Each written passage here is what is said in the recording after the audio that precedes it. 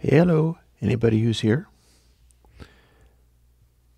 Now at this point, basically what I'm going to do is see whether I start getting any chat.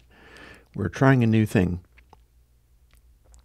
And that thing is seeing whether I can show the chat window so that people can kind of see what's going on.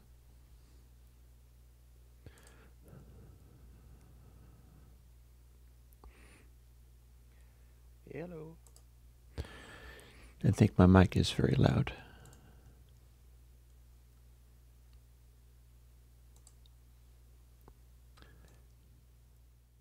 Let's turn it down a little bit more than that. There we go.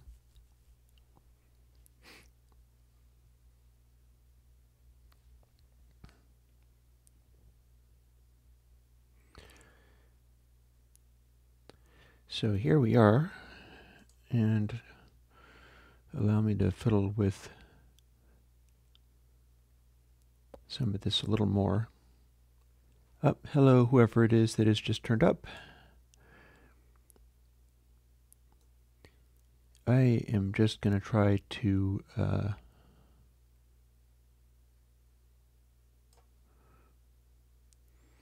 arrange this window.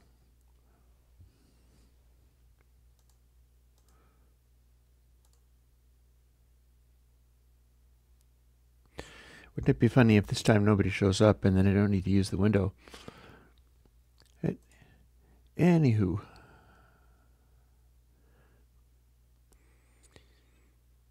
I think I probably should leave this as it is, but I may be able to go and do other stuff.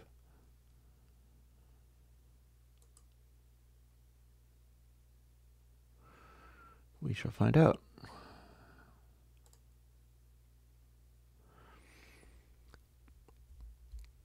And man, the YouTube so desperately wants me to make Firefox save the login for the streaming, which doesn't even go into the web browser, so I don't know. We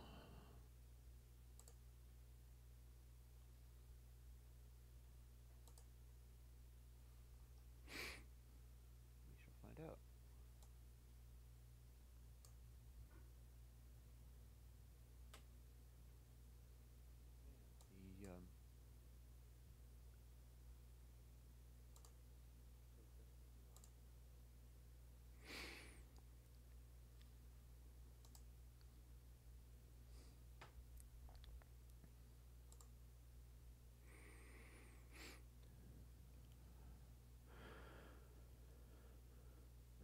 Okay, going to Gearslutz here. I see that I've got a new response on the Dither Me Timbers thread. Hey, Gamma!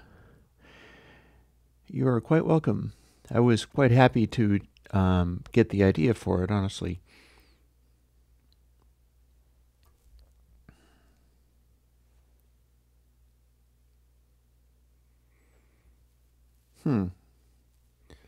Interesting. Somebody is finding that the new thing is causing overshoots.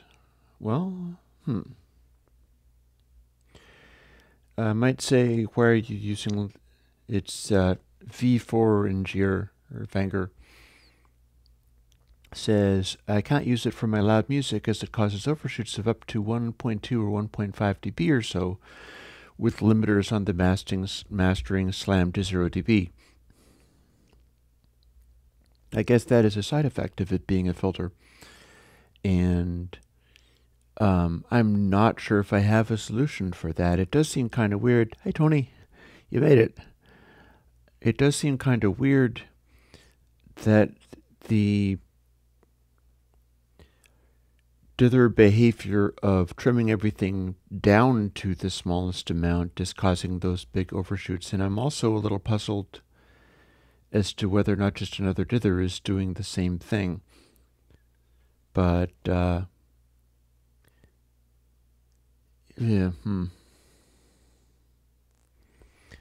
I may follow that up by making a comment and asking about it.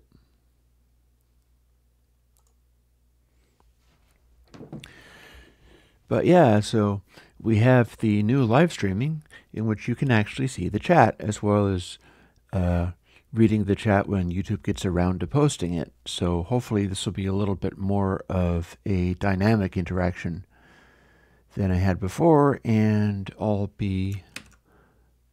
Whoa, I didn't mean to do that. Excuse me. I have screwed it up. Can I undo that? No, apparently not. I'm not sure what Greg is doing there, but the whole visual of it is wildly distorted. Weird.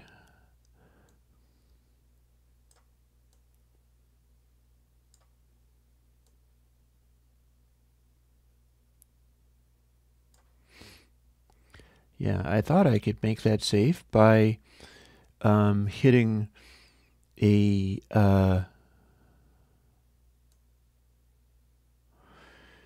Command S to save, but instead it did a crazy thing with the video. I'll have to solve that later. I have not used this new technology of showing the chat yet. So to some extent, we'll get rolling with this by... Yeah, I know. I put wide on the text. Oh, well, thanks, Greg. Appreciate it. Now, what happened?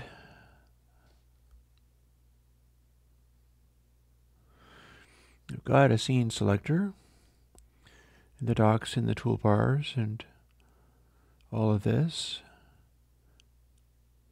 Oh, well, that's weird. OBS says that Command S is stretched to screen, and since I had that window open, it stretched it to the screen, even though there was no actual usefulness to that behavior at all. Well, I guess it's good. I guess it'll remember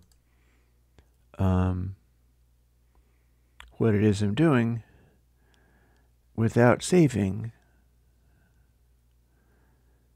and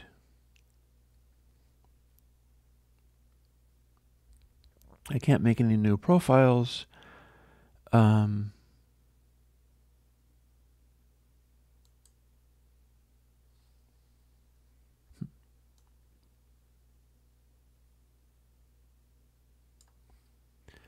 I'd better just fiddle with this until it's roughly the right shape. Alrighty, I think it might actually still be an unusually wide window. It looks to me as if that's not... Oh, maybe I can fool with it by fiddling with the window here.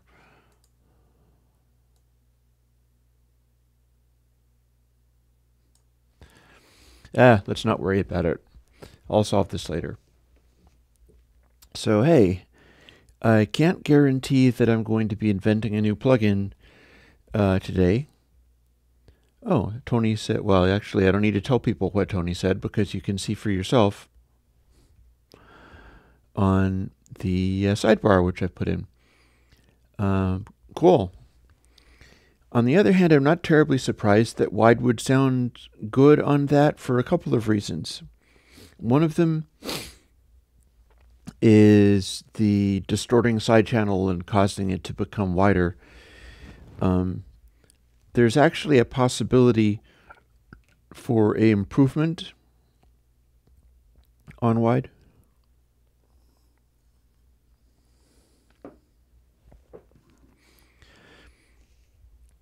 Because wide is using the original density calculation, and that original density calculation is what's in the plugin density, and it's also the basic algorithm for lots and lots of this stuff that I've made.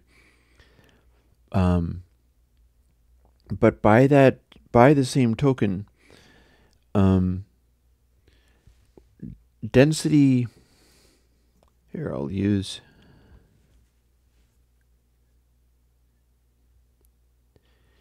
my new pen.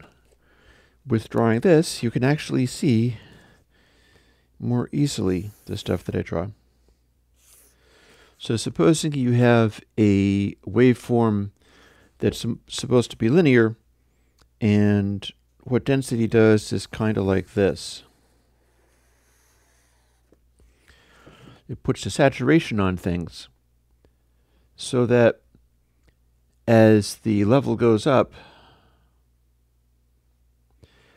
it'll round it off. But the thing that density does is it changes the rate of change as it crosses the center point. And what spiral does is blur that central area a little bit so that by the time it reaches the center, the rate of change isn't actually altering anymore. And wide is using the same thing combined with a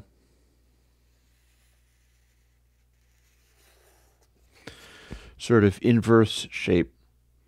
It's a cosine, and the density's negative factor, which turns out to not be the counterpart to the sine shape. Density's negative factor leans stuff out, and that's what happens if you're using wide and cutting off, like pulling back mid or pulling back side or whatever it is that you need to do, is the loud information will still get through, but the softer stuff gets squished down. And that's one of the reasons it sounds good on string ensemble.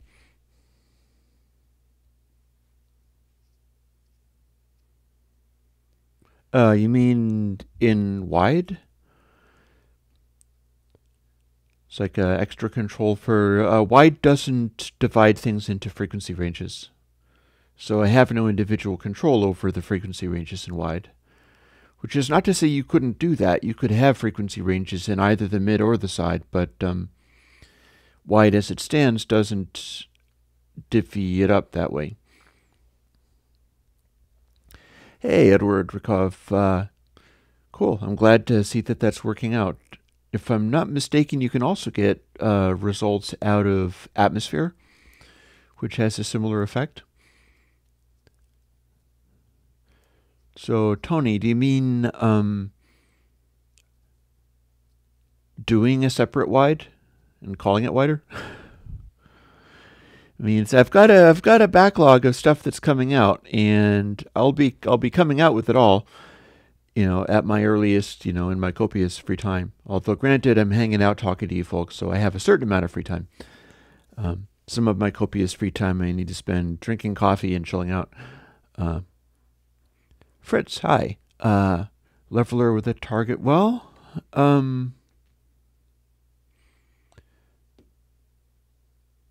Righteous is a little bit like that. Righteous is a little bit like giving a target level control. Also, I have Podcast and Podcast Deluxe coming out before terribly long. Those were intended to go for a target level. The trouble I run into a lot is that I try hard to make everything run with zero latency. Like the plugin, and something, I should make this OBS window go away, because otherwise I'm looking at myself on the screen. That's not useful. I like to make stuff using no latency, so I can get to target levels pretty easily. For instance, Surge and Surge Tide work almost like levelers, depending upon how you set them up. But I have not a lot of ability to create quicker reactions, which is not to say I couldn't do something like quick reaction and then a really slow reaction, and the really slow reaction takes its information from the quick reaction. So you could have like a clipper, and the clipper would stop overs from happening, but the information that's getting clipped off by the clipper would feed into the really slow gain control. Another problem with the slow gain controls is that they'll need to be constantly chasing a level, although that's not necessarily that much of a concern. Like, you can set it up so that with a level control. Hey, Donald. Cool. Fritz, are you talking about hardware, or are we talking about an algorithm type of thing that I'd probably understand, but I'm not associating it with that word?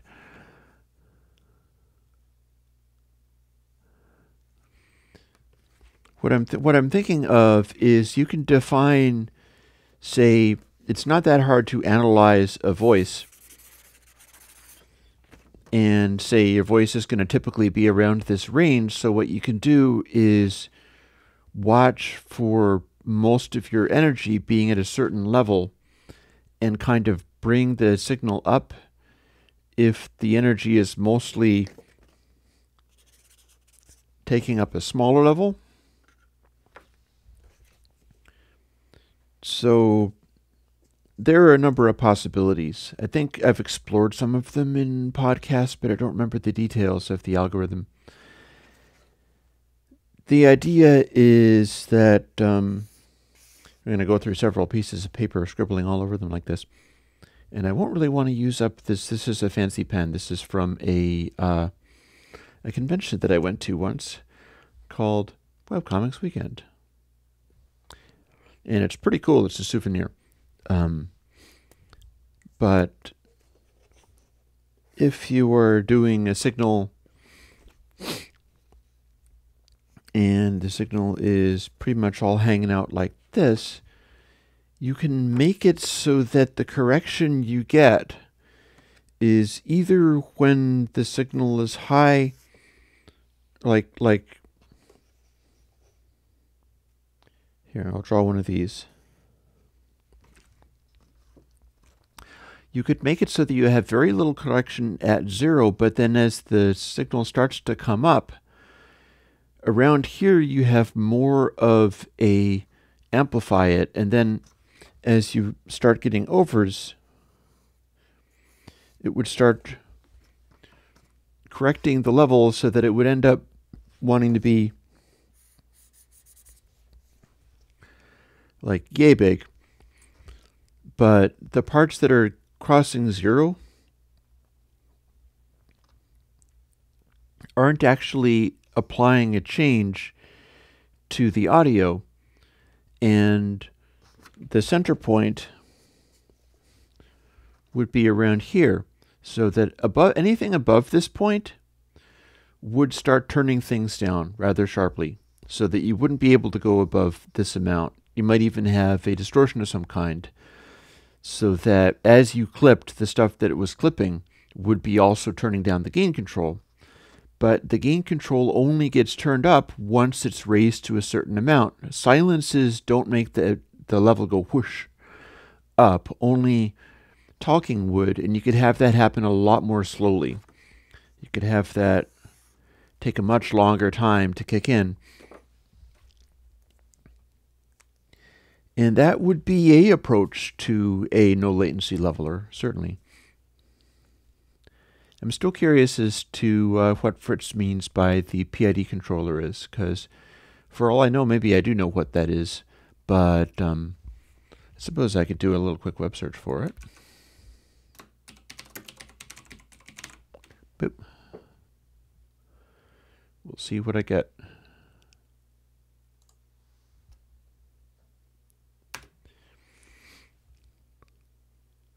Oh, okay, so what you're talking about is simply it's like fuzzy logic. Fuzzy logic is a thing like that. It's very much how that works. Honestly, some of my plugins already behave this way. It's not in a really formal way, but it's doing...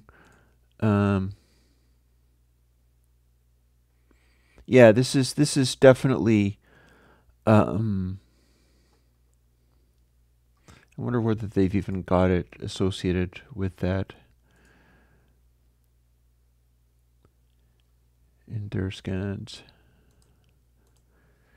I have a old hardbound book on fuzzy logic, and this is more or less how that goes, is trying to avoid overshooting.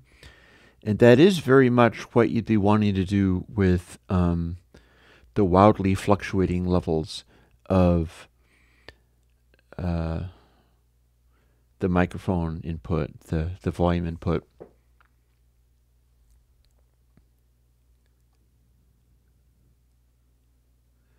But there is still, like, this is very much part of adjusting the rate of change. I think that Surge and Surge Tide go a level even beyond that. They are manipulating the rate of change of the rate of change, like of the rate of change, in order to alter the speed of things very, very slowly. But what I'm talking about with this two different kinds of sensitivity, one of them being a limiting type behavior that affects the volume gain change. This might be worth building into podcast and just kind of stealing the identity of podcast, because this is what would make podcast work more like it was meant to work in the first place. Keeping the low-level input as not causing the gain to shoot up wildly is actually a separate thing from the PID controller. PID controller is looking towards either approximating the optimal level, which is not going to be full crank, it's going to be somewhat reduced from there, and you're trying to avoid overshooting.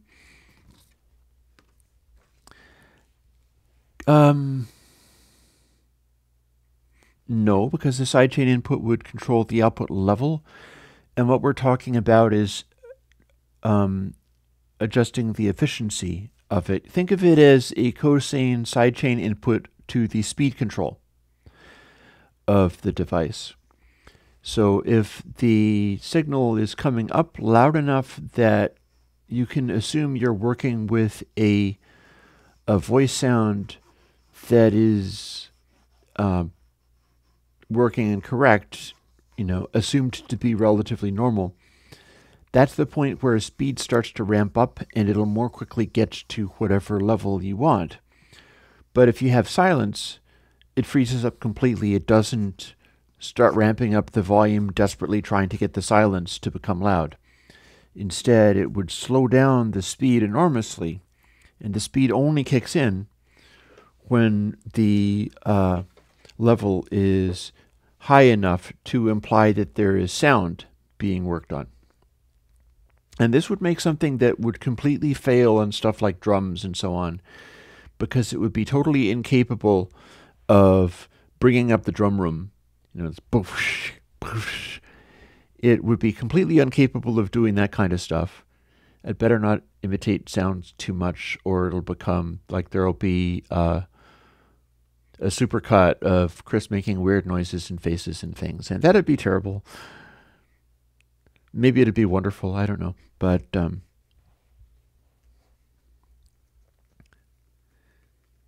I'll make a little note there. Speed affected by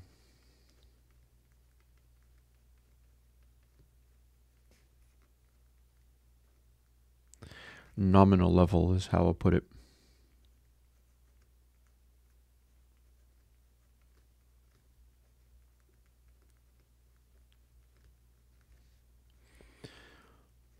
And all right, podcast. I don't think I'm ever going to get to the point of auctioning off my crazy scientist notes, but it is nice that I continually get these notes on doing this sort of thing, because once I've worked through, actually it's going to take a really long time for me to work through all the possible plugins, because I have the ones that were being sold and were successful on those grounds. But once I finished doing that, I have an entire library of stuff that was kind of second string, or just, it was okay, but it wasn't the most exciting ones. C. Sputnik says, Edward Rikov, describe them. What does the delay do? It's moderately inconvenient. I'm not sure I can play music while hanging out and talking to people, because if it gets through onto the audio, then it might block my stream, and that would be bad. And I gotta be careful with all of the streamy type stuff, because you would not believe some of the crazy things that can happen to you.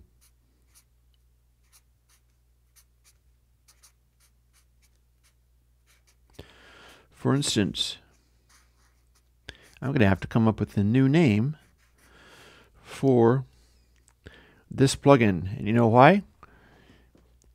Because if I say the name, I'm sorry too, Edward. I'll look it up later. If I say this plugin's name on stream, YouTube decides I've said a naughty word, because it thinks I said this. And that would never do. Honestly, I might end up getting in trouble for talking in my live chat anyhow. Somebody will come along and start cursing like a sailor because they're excited about my pirate-themed dither. And I'll just roll with that. I deal with musicians. I'm not going to be too bent out of shape about the behavior of musicians. This is not necessarily going to be the most well-behaved stream in anybody's experience. But, so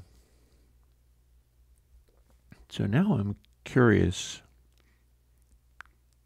Yeah, you got to be careful. Be careful about saying the name of that plugin or the name of that operation. I suppose you can say it with a big old pause, like bit shift. It's kind of unnatural, though. If you blur them together, you're definitely in big trouble in YouTube land, because they will go through all of your audio and subtitle you. And the subtitles are often pretty hilarious in that it's not necessarily good at subtitling, but by doing that, they will subtitle you and then censor your video or apply rules saying you can't show that to people who have parental controls on and stuff like that. And it's automated processes. So these are the challenges in modern day world that you can sort of deal with or just blow out of the water. And knowing is half the battle.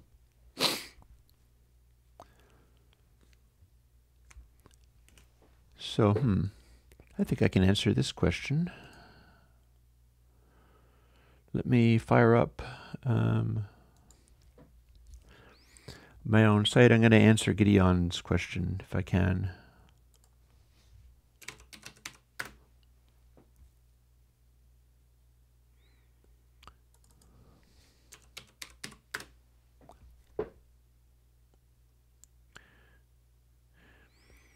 Okay, well, I did a little search for delay.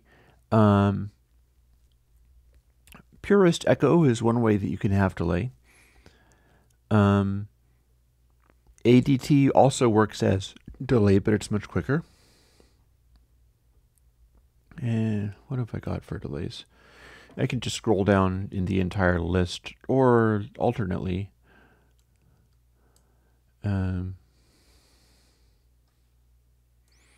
I try to avoid making my windows disappear.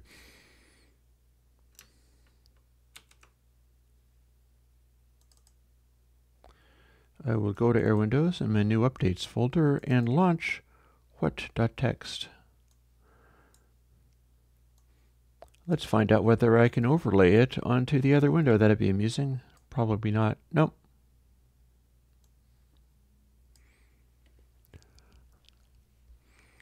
So let's see, in this list of things, I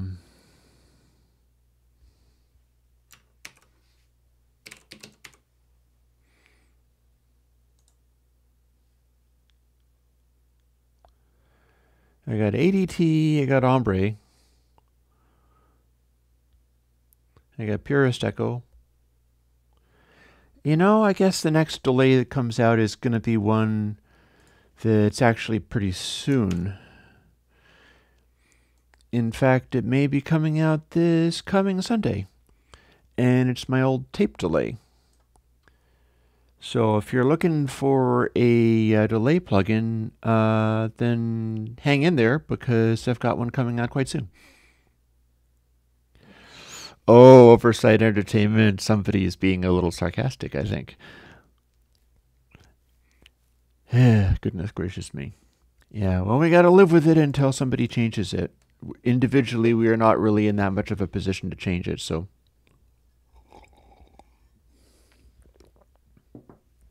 Survival is a key factor there. You hang in there until you have the ability to do something else.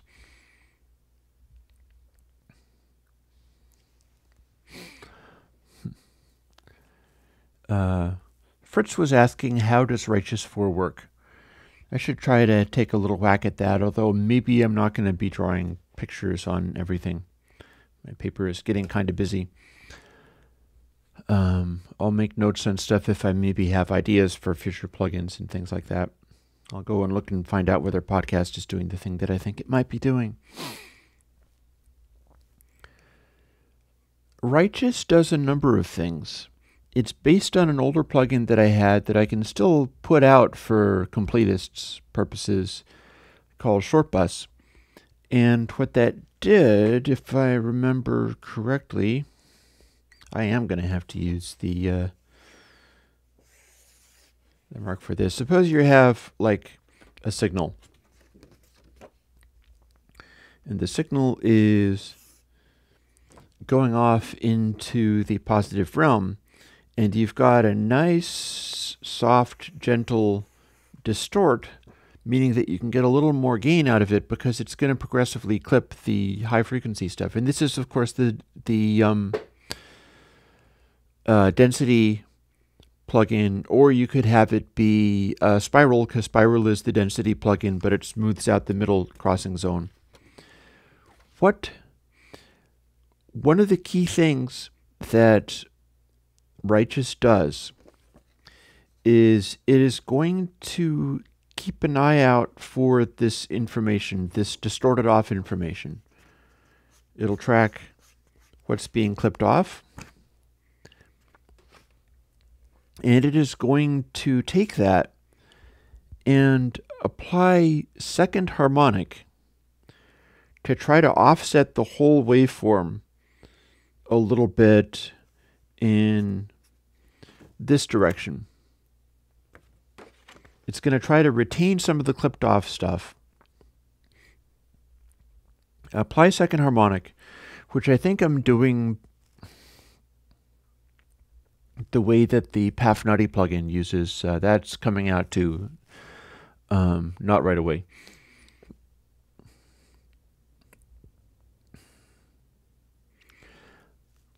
I'm having a little bit of trouble with thinking about how to describe how you make a second harmonic and draw it in the shape that would be like a curve. So I will use words. Yay, words. So I've drawn a picture of how information can get clipped off. And if you're doing that, you don't have to just throw away the clipped off information. You can bring it back into the signal in various ways. That's one of the things that AD Clip does, is it brings back both high frequency and low frequency information that's been clipped off in other places. Well, what Shortbus did and what Righteous does is it does this very gentle clipping off, and it's designed to keep it at a pretty chilled out level, not very intense. And then it'll bring in the second harmonic so that there's a sort of oscillating warmth factor, knowing that the second harmonic can push the average preponderance of the energy more to the plus or the minus factor. So it's modulating the second harmonic between positive and negative, and in so doing, like if you do a bunch of second harmonic, yeah, I don't think I can draw the picture of that properly. It's easier to draw things like odd harmonics because you just start squaring off a waveform more and more. But second harmonic, it's a little, I'd have to look up what it looks like as a waveform. But what the even harmonics are all about not having matching energy on either side of the wave. but the 0 point can still be the same.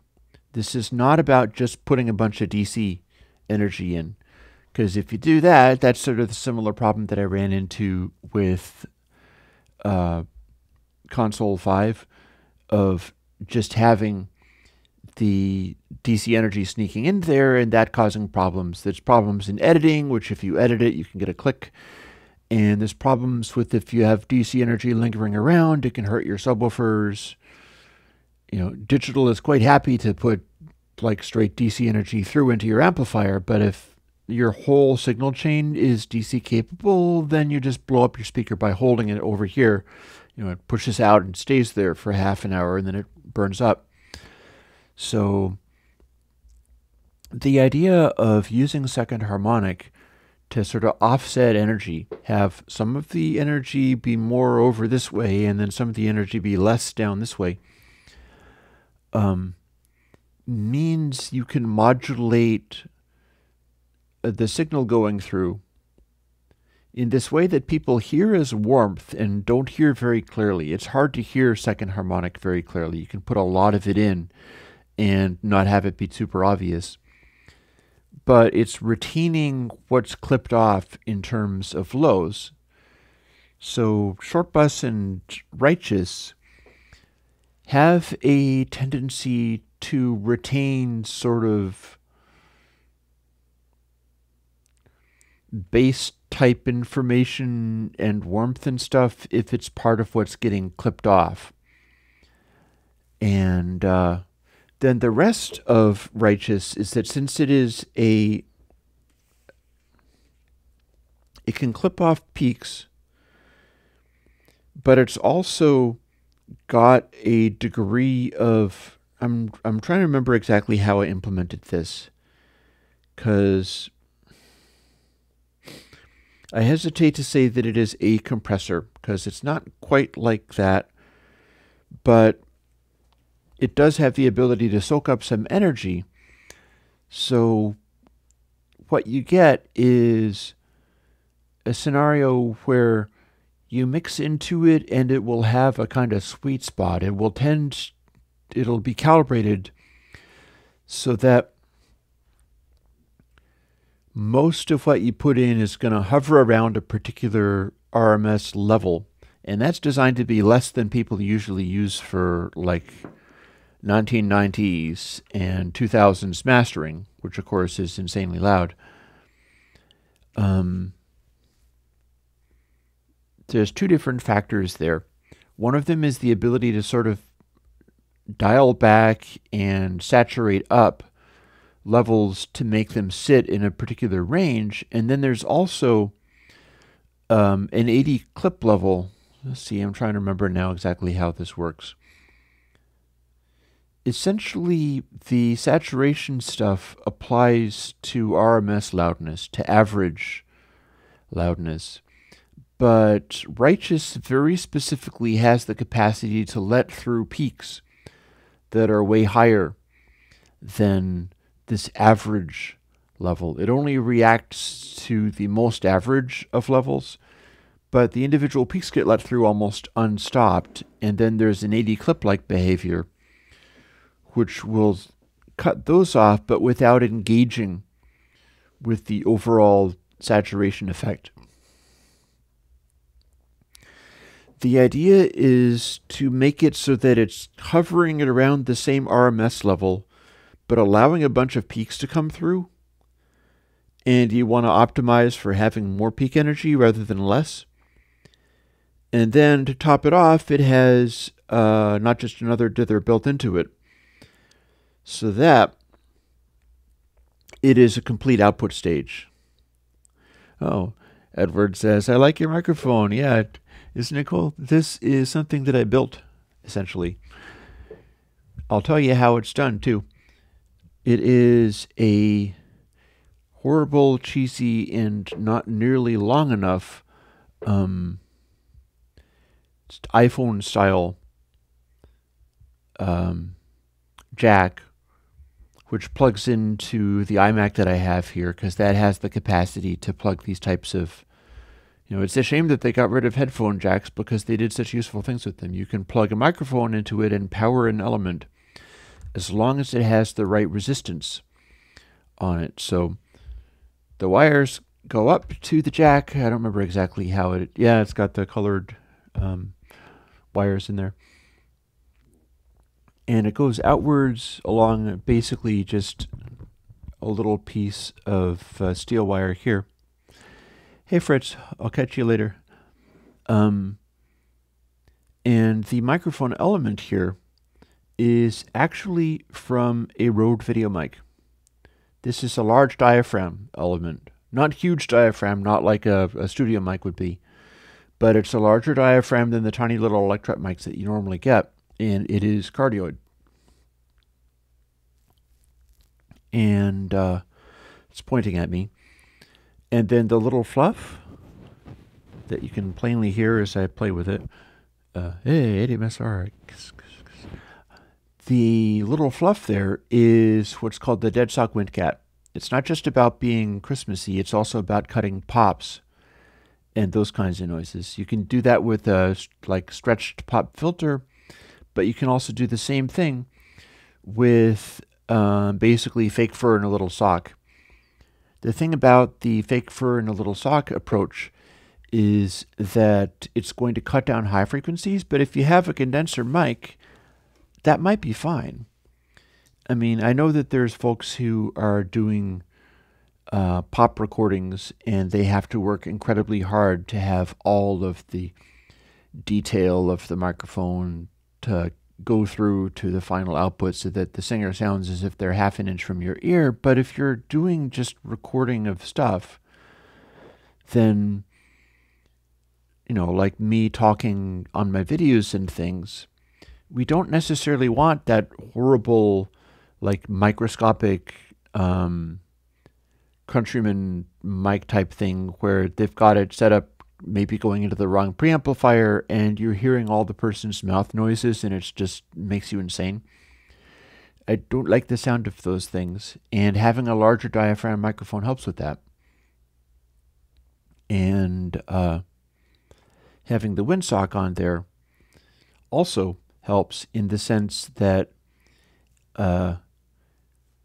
since there is a cloth underneath the windsock, it's muting some of the high frequency stuff, and I'm allowing it to. It's an EQ. It's a physical EQ. You know, it's not that the, cloth in the way. Yep, ASMR mic fuzz. It's not that the cloth is like, oh, it's ruining everything about the microphone and making it fail to work. No, it's just a low pass filter. That's all it is. There's nothing to be so afraid of about that.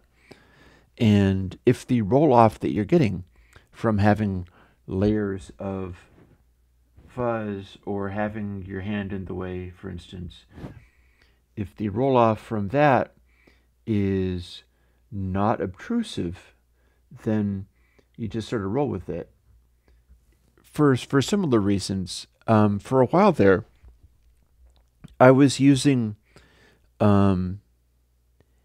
a color correction filter on the camera here. The camera that you're seeing me through is, at this point, nothing but a Logitech webcam thing. And the reason it is actually producing a tolerable video input is that I have a bunch of lighting going on. And there's a light up here, and there's another light over there, and I've got windows, and there's a lot of sunlight coming in at the moment. And I have two big lights there and there, which are reflecting in my eyes and giving these little highlights. And they are a somewhat color-corrected thing, like they're LED lights, but I made them go a little bit green. Yes, I believe it is Logitech C920. Hey, Tiki. And I was having issues with the lights there and there, making the video capture overly yellow. And what I ended up doing to address that was taking the light like right over my head, which is it's off of a ceiling fan, and it's little candelabra sockets that I have LED stuff stuck in there. There's a light in there that is the full brightness one, and then I've got a couple of little bits of light that are small blue LED. They're not very bright, but it's enough to sort of dial, like if I shut off the other lights, everything is colder and more blue than it needs to be. So what I'm essentially doing is color correcting in camera. And the camera is probably going to adjust and try to fiddle with its own behavior and stuff. But I like doing that sort of thing where I can.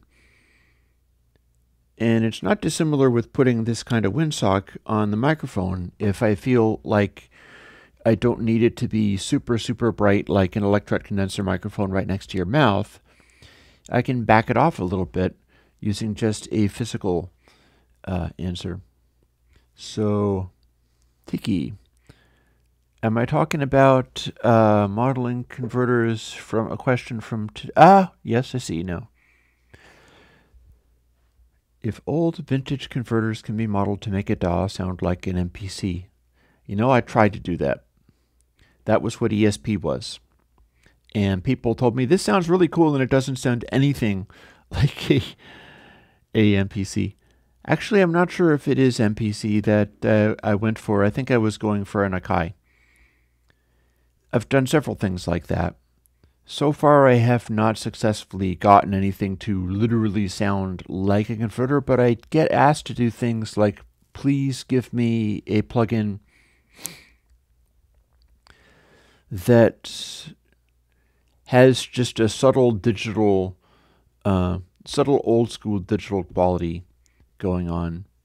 And I'm a little bit more interested in that for a couple of reasons. And one of them is that I don't wish to start putting out just clone of this, clone of this, clone of that, clone of that, as if having the thing was the magic factor.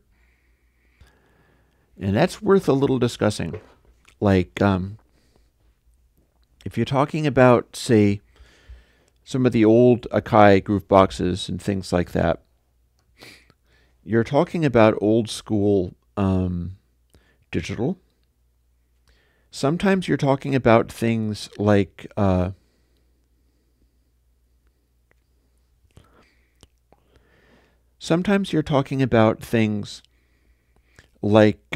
came up with a U-Law specifically because that was capable of taking quantizing and turning it into a more old school digital effect where the louder stuff is more coarsely quantized.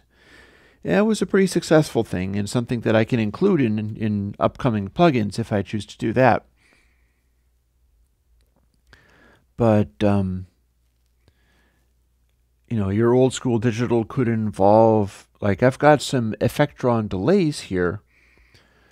They're in a rack in my desk.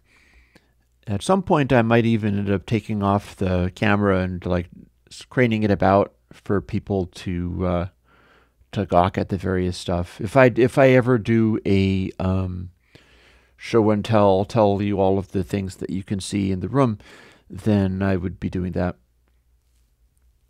But for now, I'm going to let it slide.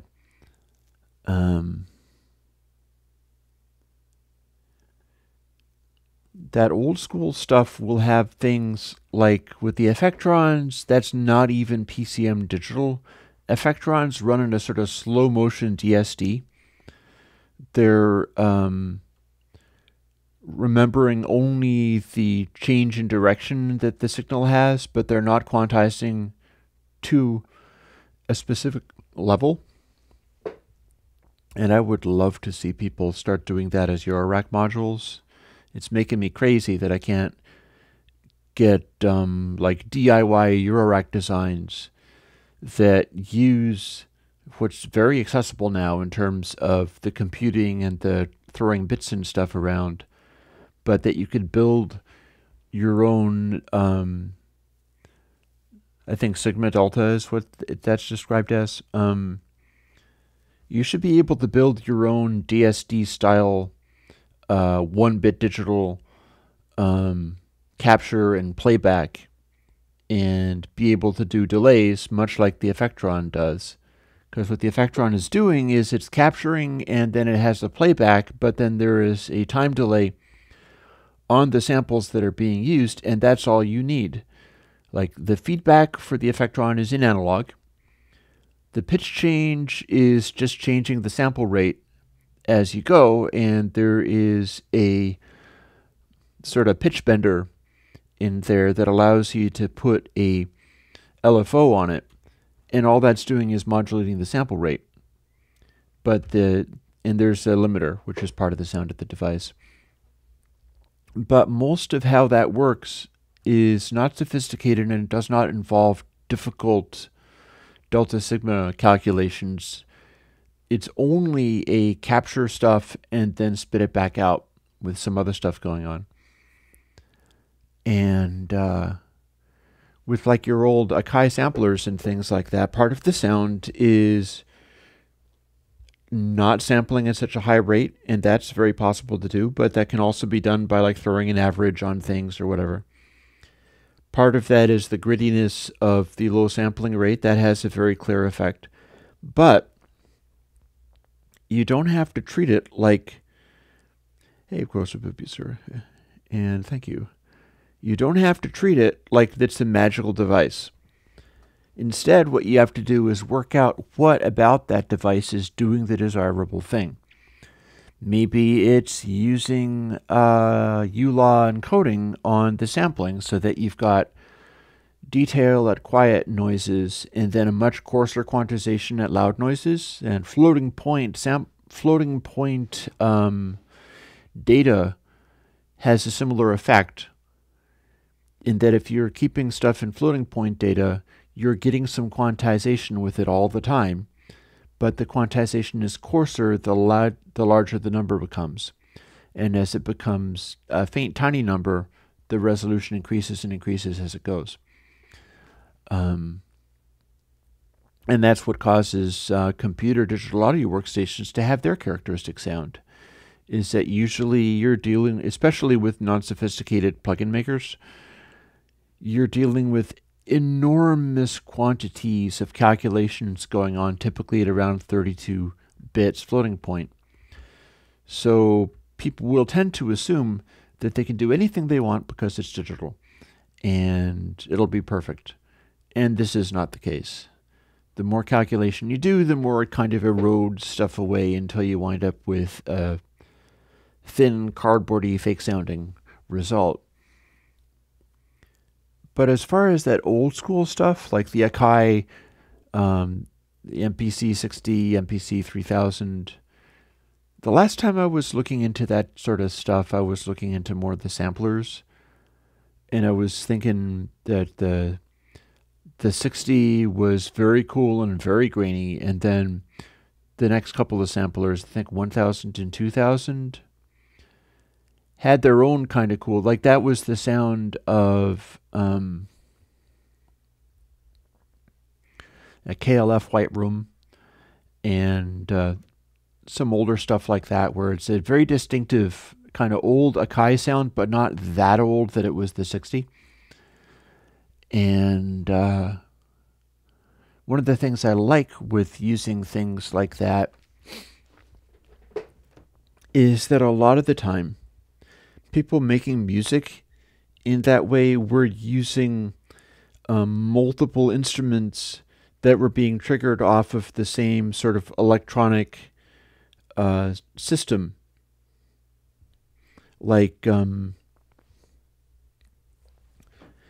my setup, which you might end up hearing more from around, maybe tomorrow, because I need to get back into using this stuff.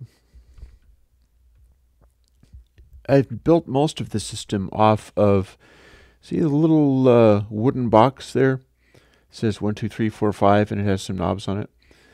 That is a axolotl screwed under the top of a cigar box.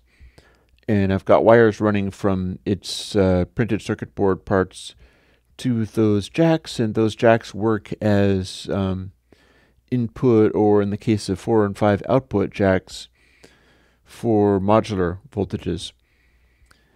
And that is my synchronizer. And it's running through devices you actually can't see.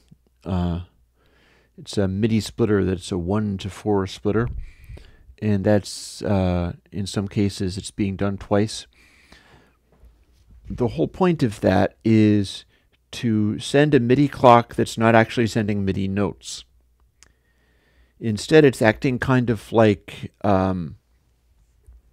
your Roland clock or whatever, in that you've got a series of sequencers that are all listening to the same clock at the same time, meaning that they can react in parallel. And if you think about it like this, I've been getting Arturia key steps because they're very cheap and they work for this. And I'm splitting the MIDI clock coming out of the Axolotl and splitting it as much as possible, so that that clock, and the Axolotl is also capable of sending a note on, say, you can tell it to be channel 16. So I can also simultaneously transpose all of the key steps at the same time, which I'm looking forward to doing some more with that, because that could get things interesting. But mostly it's about just sending the clock. The clock is parallel because it's just being sort of electrically split. It shouldn't really be any different. It's not going through any further processing. And each of these key steps are getting that clock and running their own sequencers, and they're each running a synthesizer of some kind. Like, I have managed to accumulate a couple of Alpha Juno 1s. They're not the most expensive synthesizer, but they're a really good dub techno style synthesizer. You can get a very organic sound out of them. So I've got a Juno, I've got a key step for a couple of different ones of those, and I'm frantically trying to get another MIDI Club Juno control. Endorse those like crazy. Not to the point of that he's giving me free ones, mind you, but he is going to let me have a one that matches that. And it turns out I can double-sided tape it to the top of the Juno and move some feet around, and it sits flat on the board, and it becomes a kind of a unit. See you later, Tiki. And then I've got similar things like this is now running Zox boxes. Those are 2 Zox boxes. I've got a bunch of jacks in there where I can patch them into each other. Like I can make them frequency modulate each other because I have got a wire going into where I can frequency modulate it. And if the square wave of one goes into the frequency modulation of the other, then you wind up getting crazy FM synth behaviors out of it, and it gets really messy and silly and does fun stuff. But rather than using their sequencers, which are great, the sequencers in the Zox are great. I used to clock everything off of that. Instead, I'm running them off of the key step because that means that I can play stuff in live, get it looping, and just kind of add or subtract stuff as I go. And I'm finding that more useful, but also those are also being triggered in parallel with the other ones. And then the last one is, it says bass on it. And that's running into a Yamaha FB01, which is running into a Deviever stomp box called the Helios, if I'm not is it? I think maybe it is, which is also the name of a really good console. But maybe that's why she stopped using that as the... And that's a 2-part stomp box. And the initial part, which is the only part that I'm using, is the Deviever Dark Energy design. And that acts like an enormous low-pass filter. You could also call it an integrator. It is a circuit that just continues making the bass go down by about 6 dB per octave forever. And running the Yamaha synth into that gives me a sort of big burly bass tone that's very rolled off in the highs, but can distort quite heavily in the lows, and that turns out to be the best bass sound I've gotten so far to date. And all of these individual things are being triggered off of a parallel MIDI clock that's coming from that over there. So in theory, since they're parallel, they can all trigger a note at exactly the same instant. If I had a central MIDI control, I couldn't do that, because no matter how good the MIDI control is, and I have this nice Kawai, which is very good for that sort of thing. You load it up with stuff, and it's a really solid clock, but it can't send a note to two different synths at the same instant because it has to take turns. MIDI is going at like, what, 1 kilohertz or something like that? I forget exactly. I think maybe it goes up to 4K or more. But it's not the highest speed protocol, and it can only send one note at a time, so you're always sort of picking and choosing that way. If I run them in parallel, I can have multiple notes hitting at the same instant, and then I'm mixing them in analog. And when you get into stuff like, can you make the sound, and see, this is coming back around to the question again.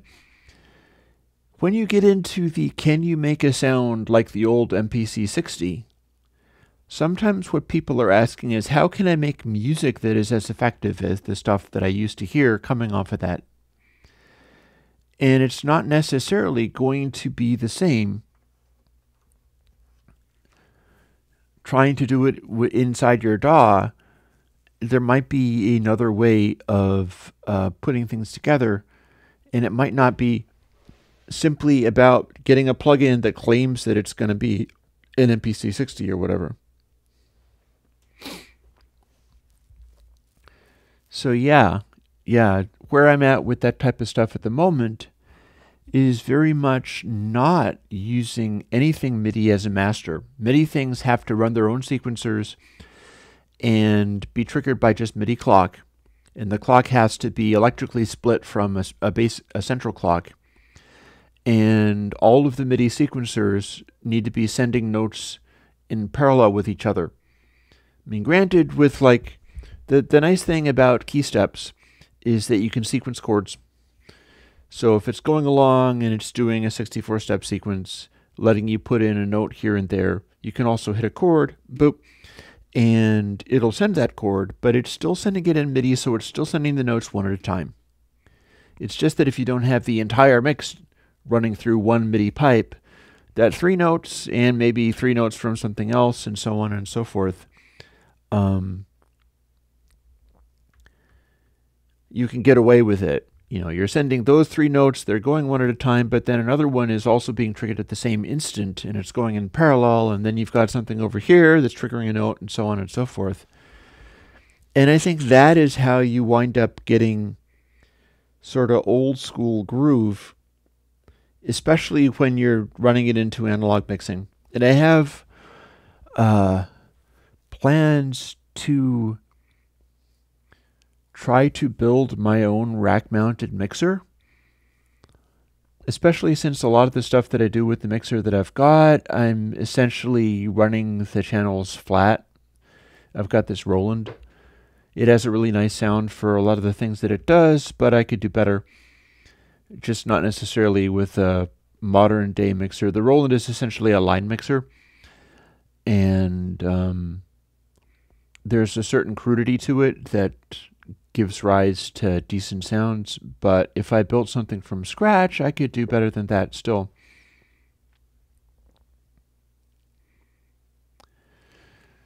Anyways, I will try to put out plugins that do that stuff like your old school digital and whatever.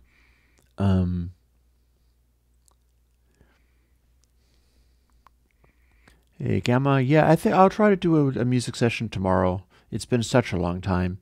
And I've been working on a lot of this key step stuff and getting it together. Not all of it is completely ready to go. I'm waiting on the Juno control. And the reason I'm waiting on the Juno control is that the MIDI Club, which is this guy that's designed these things that can run old Junos and stuff, has had such success with it that he is just buried with orders. And that's cool.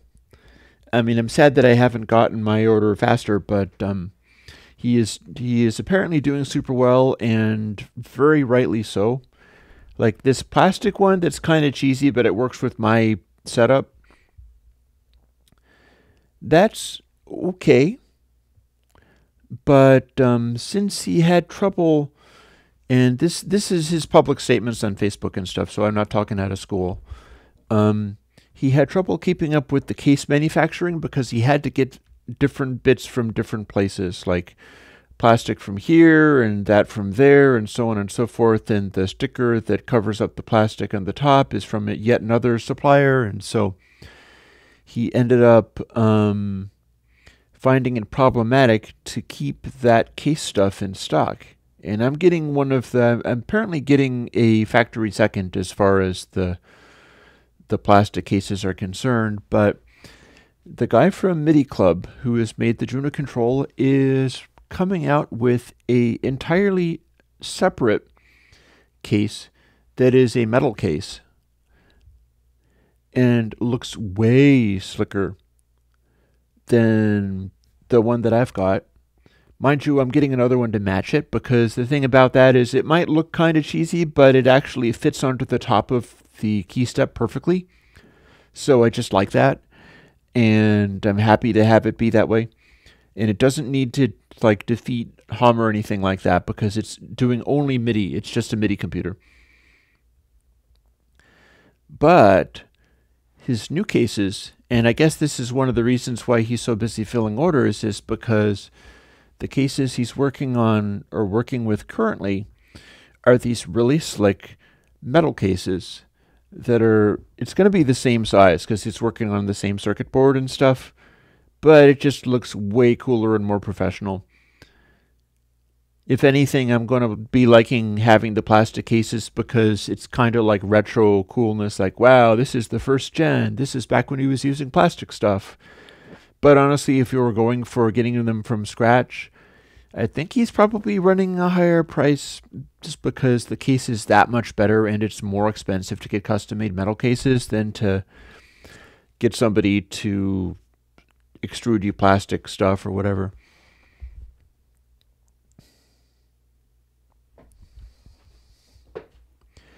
But yeah, the other thing about the music session, and I do hope to do one of those tomorrow, it seems like Tuesdays might be a perfectly fine time to do it, and I need to get back into the swing of it.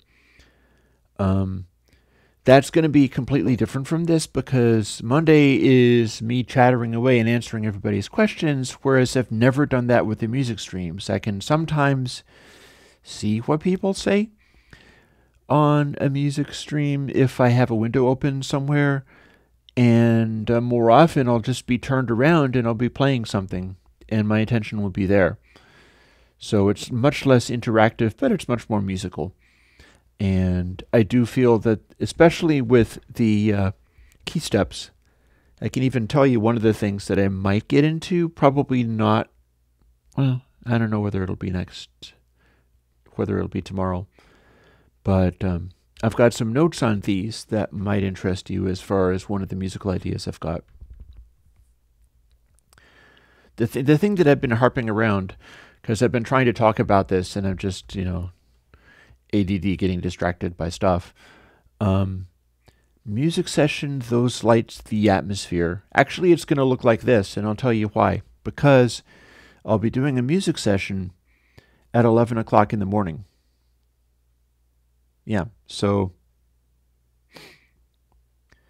it'll be at this time of day, unless it does, because it's Tuesday, I have something else to do on Tuesday, so I can't actually do it at night. And there's a problem with doing stuff at night that I've already observed. Some cartoonists tipped me off to when to do social media stuff, and they were like, 11 o'clock Eastern Standard Time is perfect because people can catch you over lunch. if they're on the East Coast of the USA. If they're on the West Coast, they've gotten up, but it's not before they get up in the morning, so that's more or less okay. And then Europe hasn't gone to bed yet. So as it happens, doing things like a live stream or whatever, starting at 11 in the morning is actually a darn good time, because it means you can catch entire populations of people who otherwise might be just out of luck. Like if I stream at night, I might be making it completely impossible for anybody in Europe to watch it unless they're like, I will wake up at 2 o'clock in the morning in order to catch the stream. And that seems kind of unfair. What that also means, however, is the lighting sessions that I've been using, which is just a cheap sort of strip light with a color changer, and I don't get much control over it. I've been doing that repeatedly. I have been doing that repeatedly, but you're not going to be able to see it because daylight comes in the windows, and I have these other lights, so I can have a marvelous lighting setup. You'll be able to see everything that I do wonderfully, but I won't be able to do the fancy lighting colors. You know, they were always just a strip light anyway, and it slowly evolves the color from blue to red to whatever. But I wasn't able to do anything that fancy with it. Now, in future, maybe I can do something where I have color changing lights that are more powerful, and perhaps they can live in the light fixtures that I've got up there with the sort of big umbrella diffuser things. But that's a while away. You know, if I went and did that, what I would be doing is trying to figure out whether I could run the output of the mix into the lighting system, probably use another axolotl and take in just an analog input, use that to just divvy up the audio into a bunch of different qualities, kind of like what I used to do in mastering tools, and produce a live colored light show that was tracking the texture of the music. So you'd have like high frequency percussion might do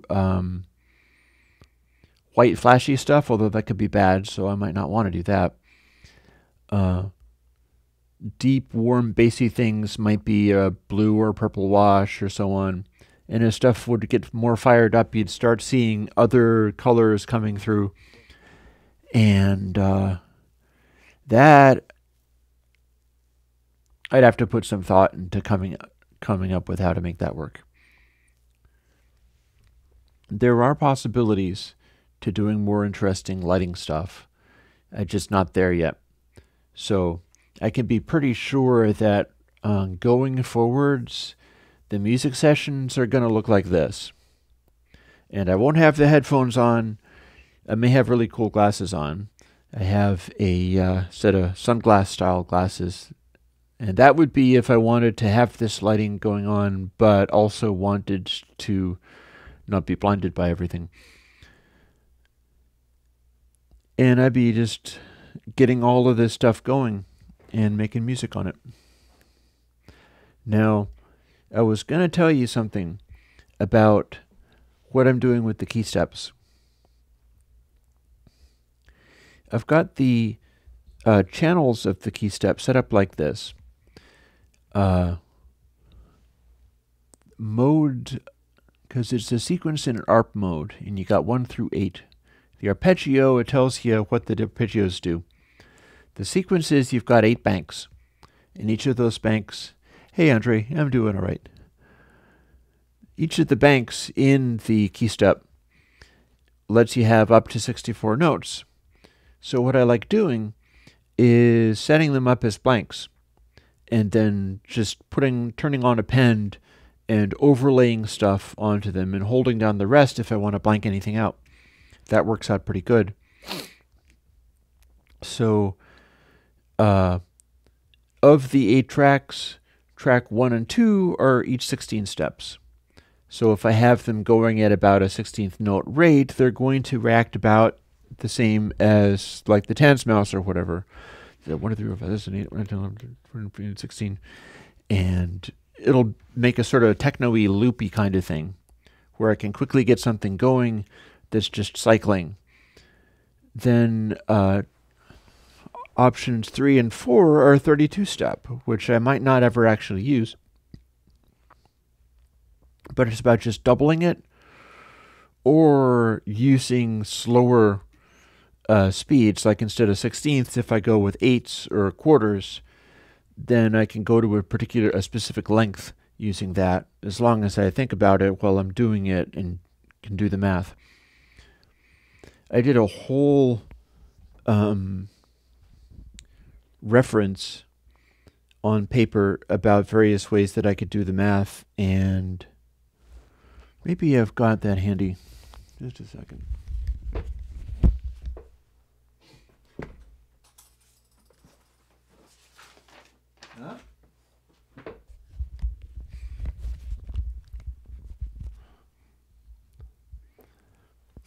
Hi, Dima. Similar thing with different sound card clocks. Well, you probably don't need to do that with sound card clocks, and I'll tell you why. Sound card clocks are running at 44.1K or like 96K or 192K or whatever. And sound card clocks are able to combine samples so that you can literally have the same sample off of two different instruments going into the one sound card clock, and it'll behave the same way as if you had two different sound card clocks and they were synchronized.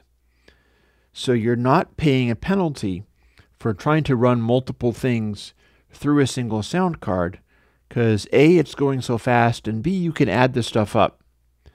MIDI, you can't do that, because MIDI, in a single stream of MIDI, you can only send one note at a time. No matter how many synthesizers you're driving, you can feed an entire studio's worth of synthesizers with MIDI. And you've got like 16 different synths going on because you can do 16 channels.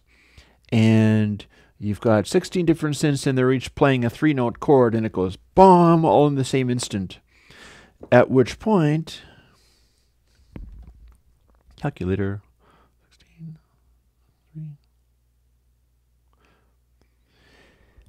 You need to send 48 individual note-on messages to each of the different ones. And that is at like a 1 kilohertz sample rate. And the messages aren't one sample per note-on. The note-on message is several bits of data at that sample rate. So MIDI is really a whole different story from doing sound card clocks. You really shouldn't need to run multiple sound card clocks and synchronize them in order to get the effect of lots of stuff being triggered at the same instant. You know, another thing that's really good for if you want to have stuff that tight, like in modern EDM music, or trance is a wonderful example of a genre where it really benefits from everything being insanely tight. It's often done using tracker programs. And tracker programs don't have a fancy way of communicating note-ons and note-offs and stuff. They're just a series of channels, and they're already starting at a very specific instant, and all the channels start literally at that exact instant. So the trackers lock down on a tempo super effectively. I've always quite liked that. But I was going to talk about the key step thing. I make these papers. You know, I should probably make it possible for people to download these. I'd put that up on like Beetroot. After all, I did call it Beetroot Guide to these things. There's Tan's Mouse. There's my guide to Mother 32, and I've made some videos on this stuff. One of the problems with me is always finding the material that I've probably already done that you might not know about.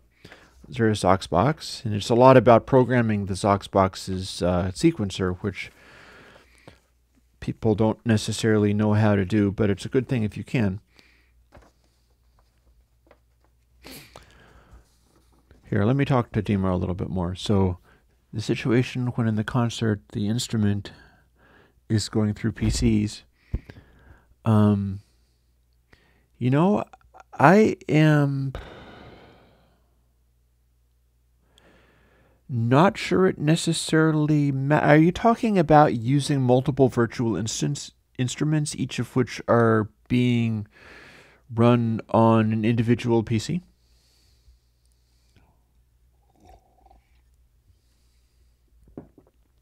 Gamma, I can tell you I did not use Dust Bunny in a song.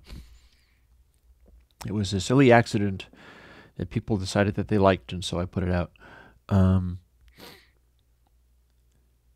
The thing with using multiple, like you could use a single PC and run all of the instruments into that one PC and then coordinate it all there and then put it out through one really good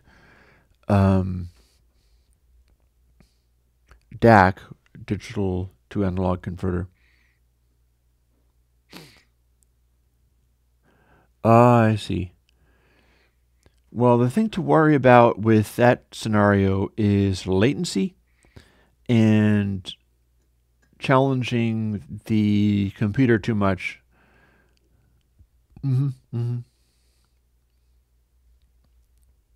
Okay, I'm going to tell you this. Do not synchronize those. Just have them all run with minimum latency. That's what you want. You do not necessarily want all of the PC's audio to be synchronized.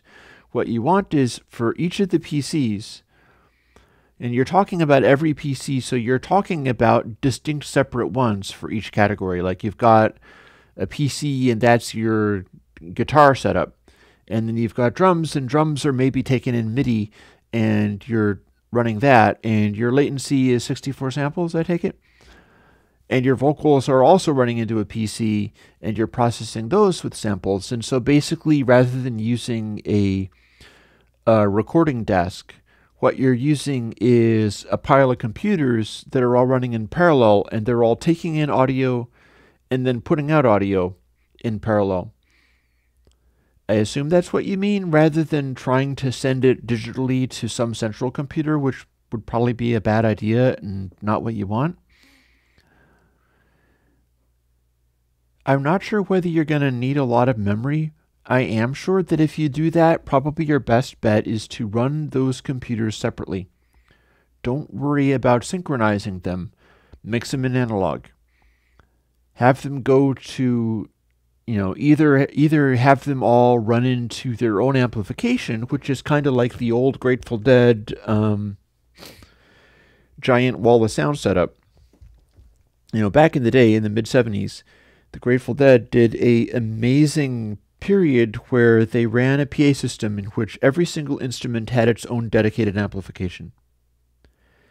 Like your guitar had a stack of PA speakers dedicated to that one guitar. And the bass had a bunch of speakers all over the hall, actually. It was in quad, dedicated to just the bass. And I think the vocals were the most challenging part for them, and they did not really stand up. But all the instruments, and of course the Grateful Dead spent a lot of time just on instruments alone, all the instruments had their own individual amplification. Well, Dima, the thing that you're talking about of performing live using this particular setup means that you would be recapturing it into yet another computer. You're not necessarily recording everything locally.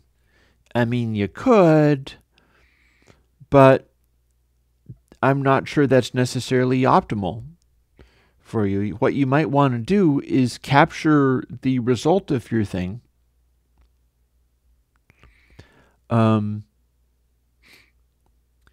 Do an analog mix of the stuff that you're putting out, capture that, and then you've got a sort of DAD arrangement where you're doing an analog mix, and you might actually be happier with that.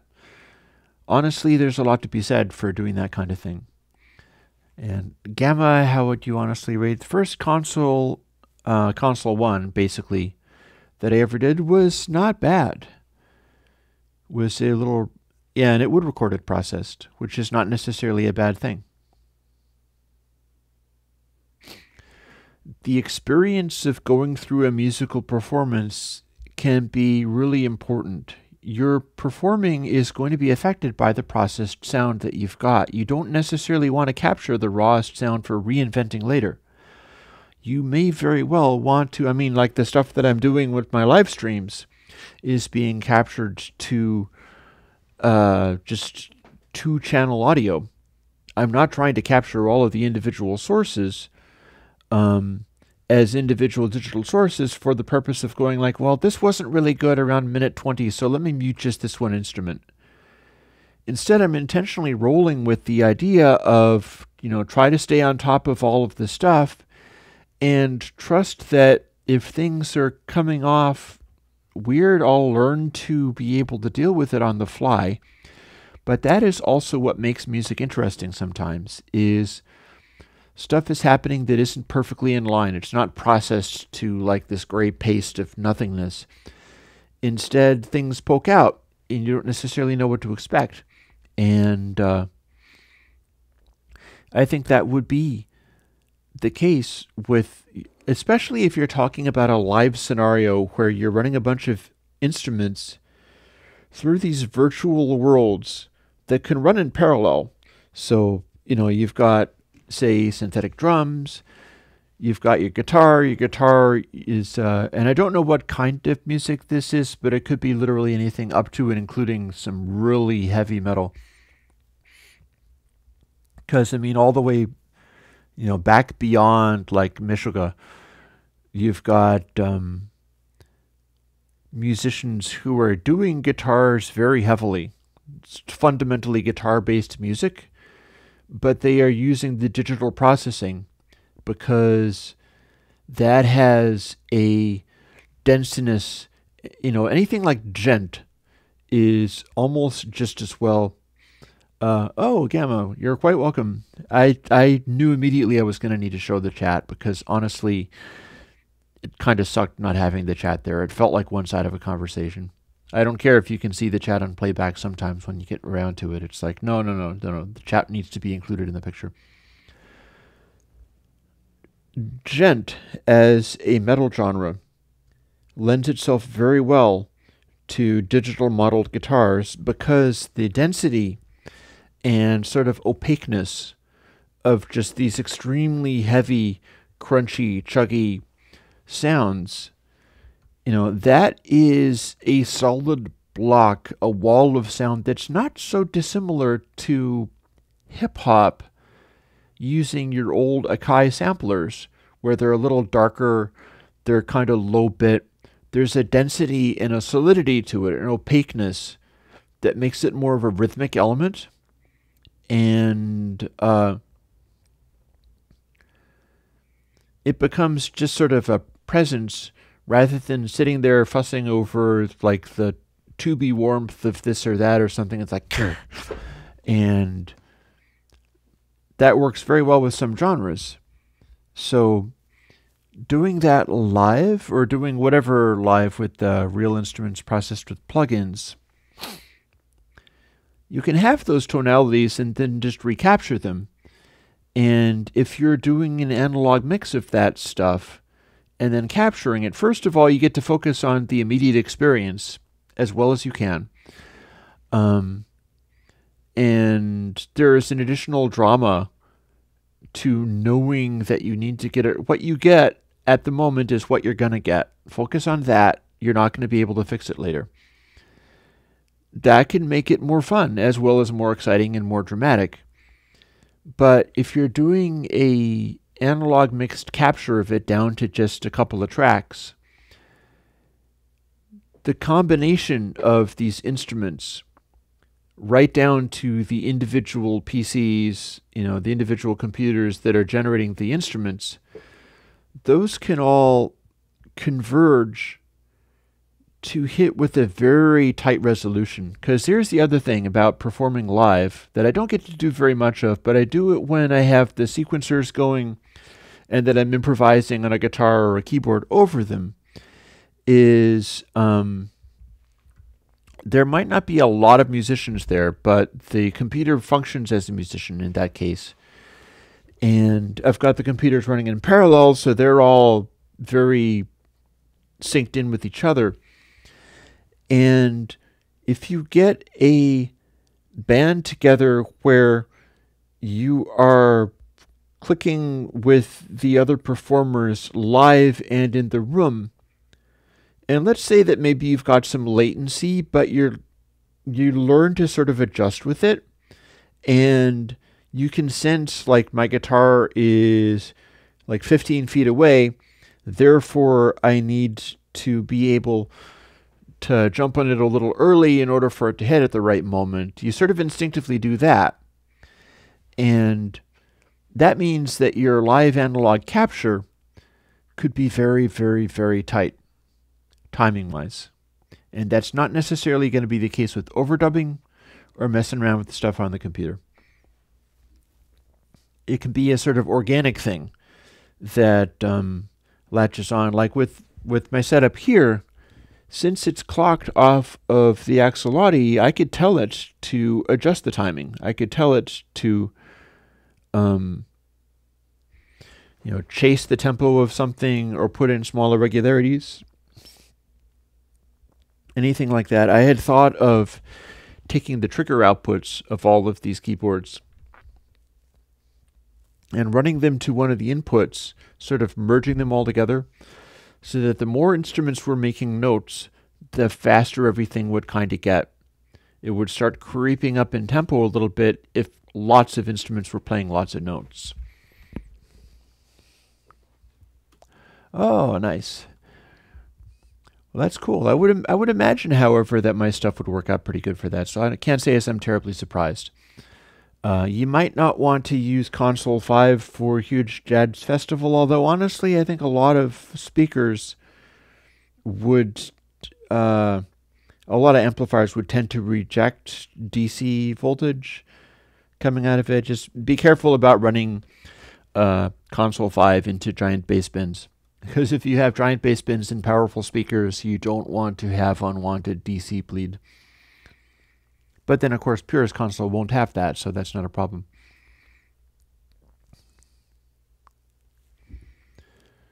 So, let me see. I was talking about something. Oh, I remember one of the things I was going to get on. I had gone and grabbed these pieces of paper for the specific reason. I mentioned how there's 8 banks. There's 8 options for sequences, and you can change those on the fly.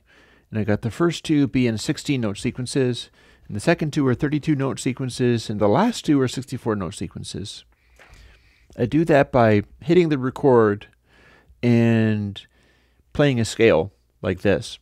If I'm doing a 16-note sequence, it's going to be a scale twice, or 2 notes to each of the notes of the scale. So it's like D D D D D D D D D D D D D D D D, and then that gives me the 16-note sequence. I hit stop, and then I get it playing, and I hold the rest down, and that changes it to rests and silences. And yeah, you could do Console 5 using only the edited version. Although honestly, depending upon the situation, it might not be that big of a deal as far as, like you could be using Purist Console. Yeah, I want to be careful with stuff like that live. I mean, you can do it, but just mind your bass bins. Watch your bass bins. I was talking about the key steps. I have calculated what some of these things do. For instance, on the 16th notes, if you're doing a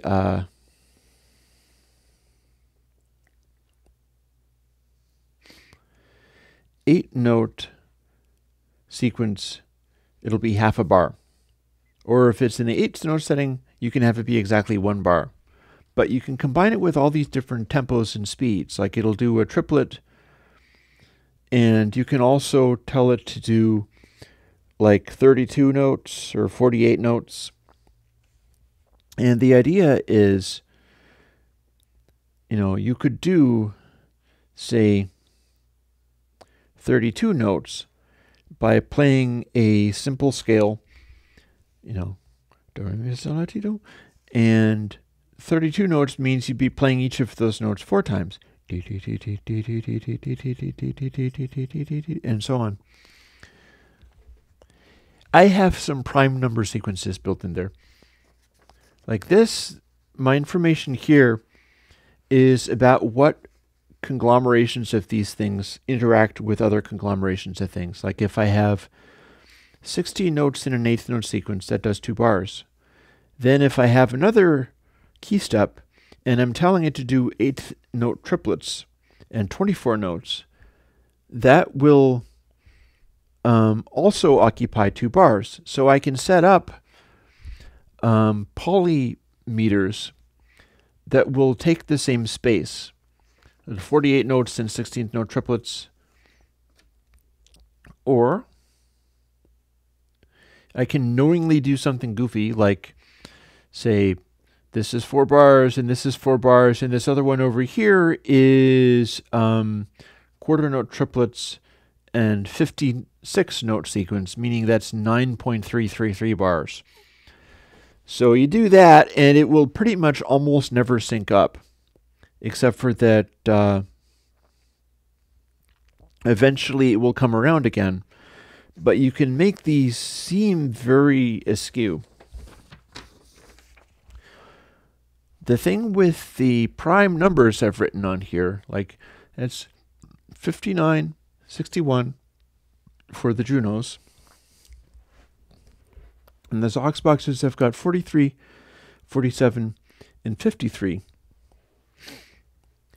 I can set it up so that it has these looping sequences, and the looping sequences will not converge again, but they will still be basically in a tempo. Like they will drift in such a way where, depending upon the rate that I've got, like at 16th notes, it's going to be a little twitchy. They will start seeming like, because that's essentially 16th notes is like the tempo of a tambourine. And that means that if something is offbeat by a 16th note, it's going to sound just sort of not very compelling in terms of time. It'll be overly syncopated. And the way that I set up the prime numbers, like this one's 43, it's 5 and 3. So it's 1, 2, 3, 4, 5, 1, 2, 3, 4, 5, 1, 2, 3, 4, 5, 1, 2, 3, 4, 5, 1, 2, 3, 4, 5. And then 1, 2, 3. And then I hit stop and get it going and replace it with rests. And then I have a 43 note sequence that I can place stuff into at any point. And as it keeps on cycling, what it's going to do is start bringing that melodic phrase in and out of whatever the regular beat is. And if I've got like the modular style stuff, or the Tanz mouse is a good example, doing things that are more in a even like 4/4 style. It can be not perfectly even, but it can be basically a 4/4 style. It's predictable. Literally all of these prime numbers are odd numbers. So I can have funny little things going on. There's a, this Zox box here, and then this Zox box there. I can set it up with an LFO going into the Zox boxes that will change their filters slightly as they go, including at a very slow rate. And basically, it's a setup that will give me some very powerful sort of chill-out atmospheric type stuff if I want it. Hey, Ice Wallowcom, how's it going? So I'm looking to maybe try a little bit of that tomorrow, although honestly... Oh, you silly person. I just did. You got me. Yeah, it's not my favorite occupation, but hey, Anyways, because they are prime numbers, if you overlay them onto a 4/4 type of thing, they'll always be kind of drifting and coming in and out of focus. And then you can switch the sequence over to one of like the 16-beat or 32-beat or whatever. Hey, Joel. I got my first troll. Hi, Ice. I thank you, Ice. That was funny.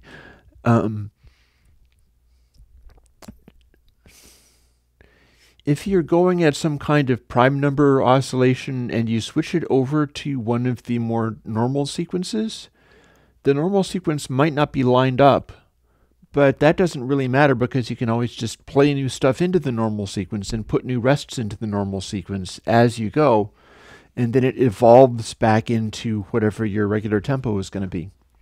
So I have high hopes for this setup, and it's also kind of cool because you can get key steps. Like, they're very popular, so I think you're always going to be able to get lots of them, and they're a little over $100, so you can kind of get them one at a time.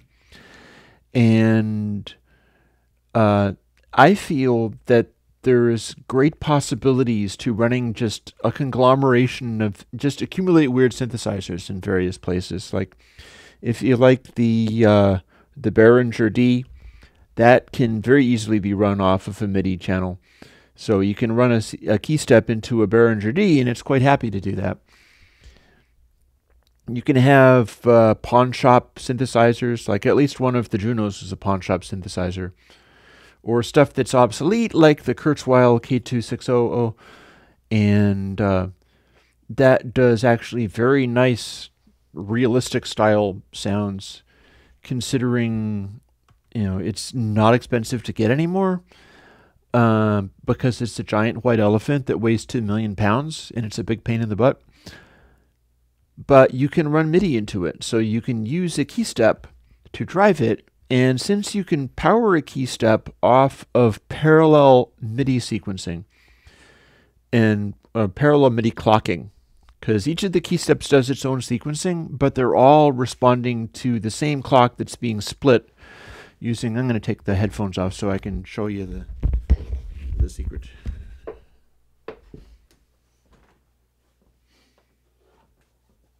Several secrets, all of the secrets.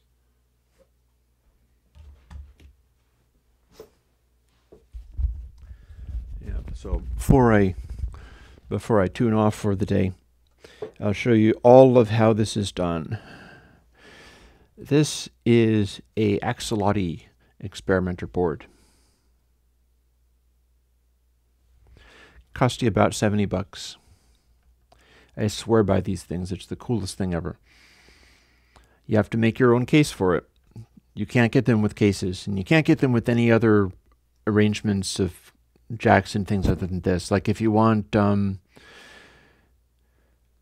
Eurorack jacks, pretty much what you need to do is start destroying the jack that's here and just bending everything until it breaks and taking the parts off.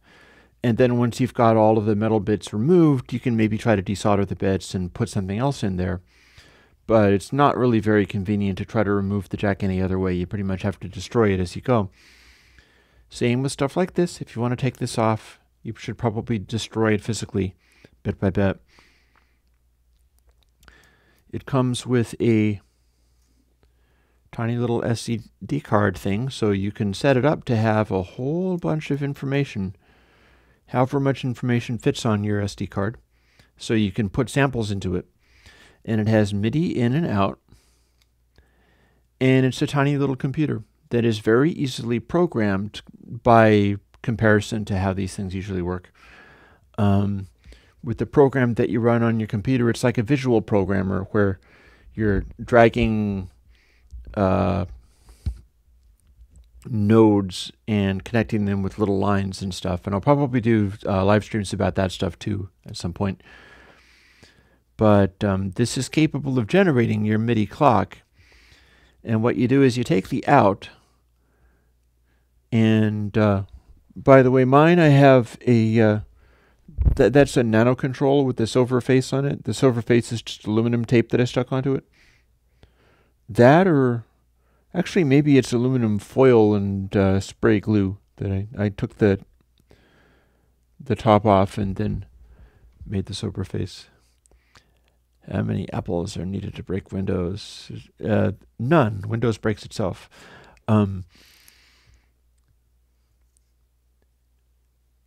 This is a really good central processing thing for driving a bunch of MIDI stuff, because you can tell it to do a MIDI clock, but you can also have a computer sending notes for doing things like transposes and whatever. It's not just a simple clock generator. Instead, you can get information back into it and do interesting stuff there.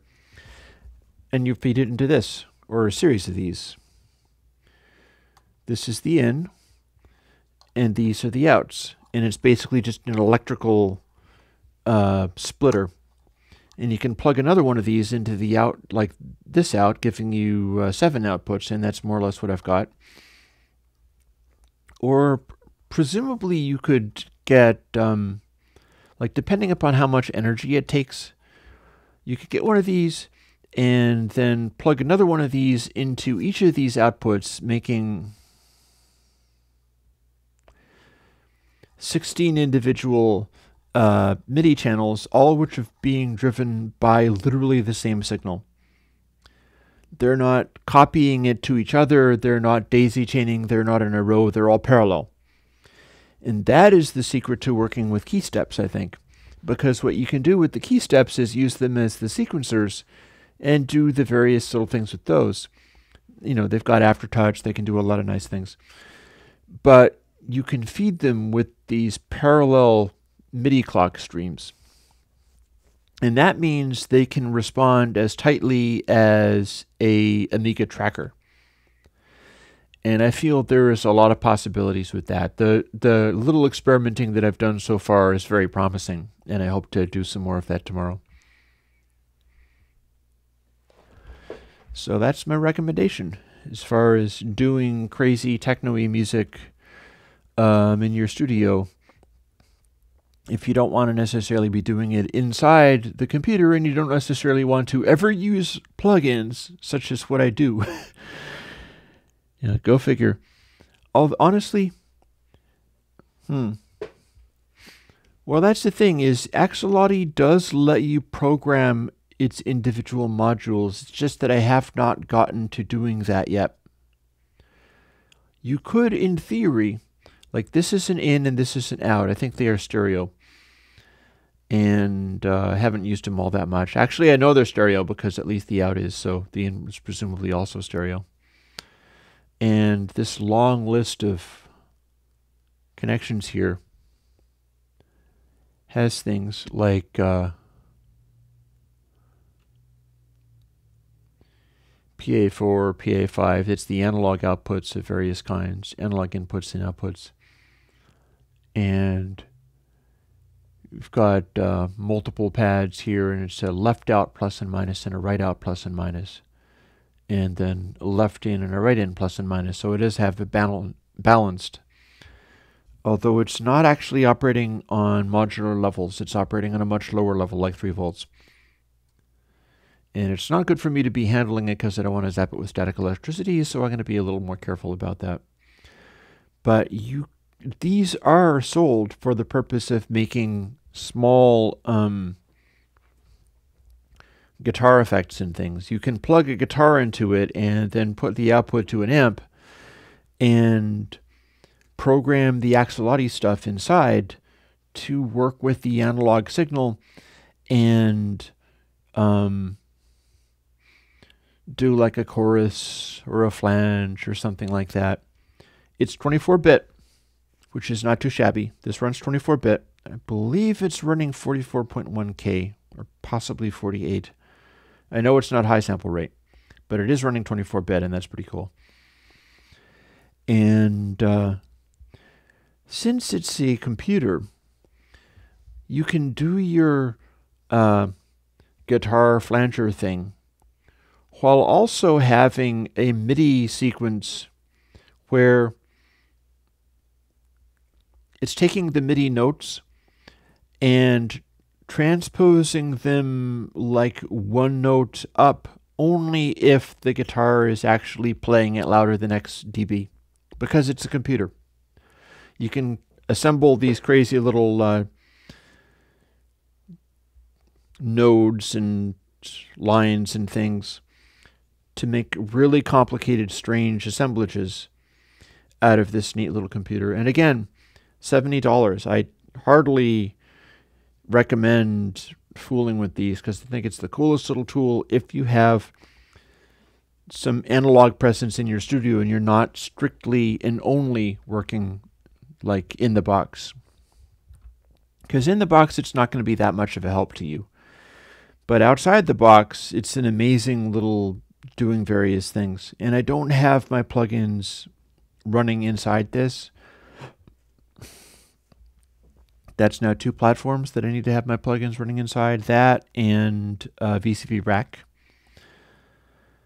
Now, I could do a live stream on this, presuming that I had it set up and I was streaming the screen properly so you could see what I was doing within it. But I can't live stream VCV Rack just yet because I don't actually have a powerful enough computer to run Rack and do a live stream at the same time. The computer is only a sort of older Retina screen iMac, and it will start grunting and falling over if I try to run Rack and do that other stuff, and it would end in tears and be bad. However, I might end up getting something where I could do external compressing of the video stream, and that might work. I'll see. Anyways, it is like around 12:52, and I'm probably going to dial off at around 1 or so, unless there's a pressing reason to stick around, because I do need to make some food and stuff, and I'll make another cup of coffee. But if anybody has lingering questions, this is a good time to ask them. Or anybody else who has a sense of humor wants me to shout out their name. That could be fun too. That could be like a running gag, right?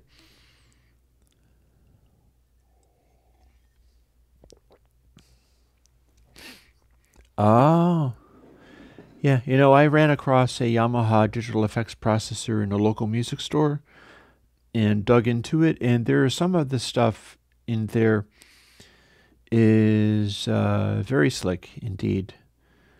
Like what you end up getting is the combination of the old primitive algorithms.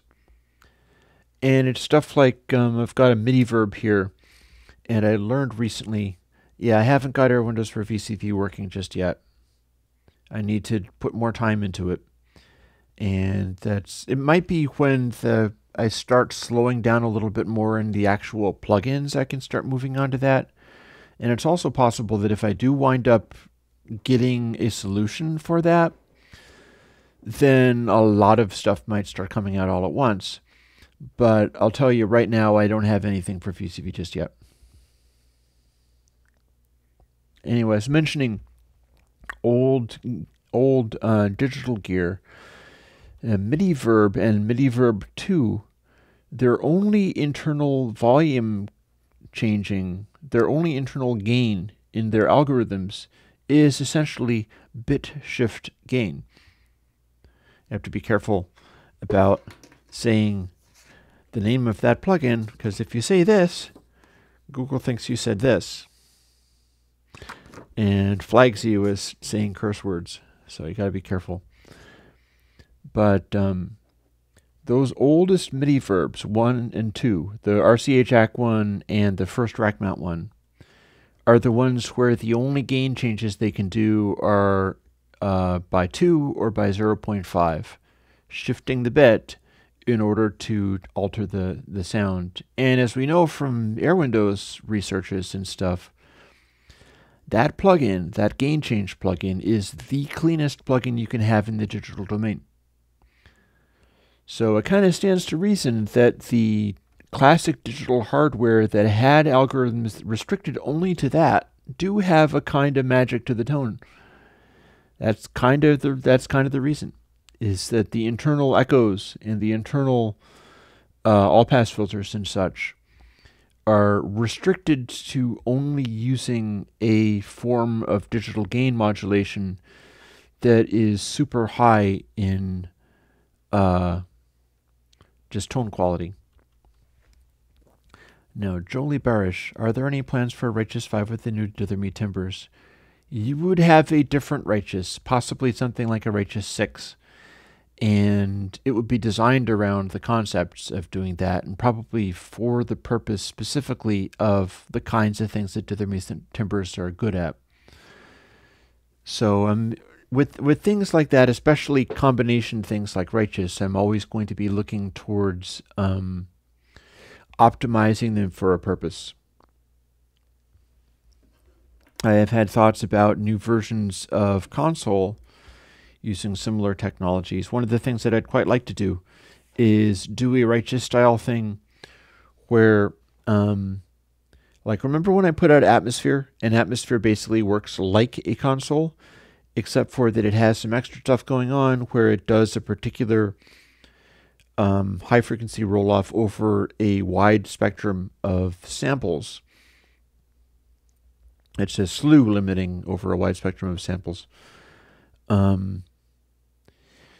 I've been looking into incorporating stuff like bus colors and making more console style things that are more colored and do more than the very clean purist console and so on. So these are things where I've got a backlog of stuff. Like the next console / bus color style thing I have coming along is actually for somebody that I need to call on the telephone once I've finished doing my work for him. But I'll tell you over the live stream, and then I can surprise him when I call him up. Somebody's been begging me for Crystal. And I don't mean Crystal Meth, I mean the plugin, for months. And Crystal was one of the first character plugins. It was the... cool. Dima is pointing out that there is a Beat Druid page.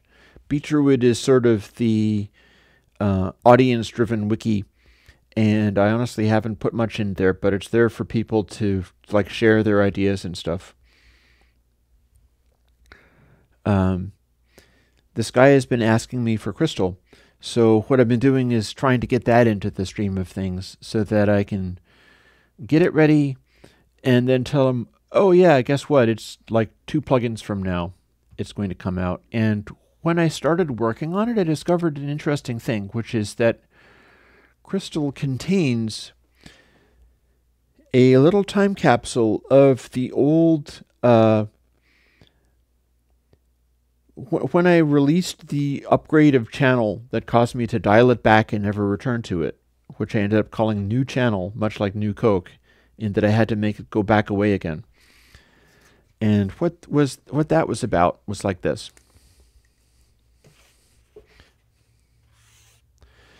Say you have a distortion thing like density, and it's doing this. It's like going louder, louder, and then it gradually smooths off until it's nothing.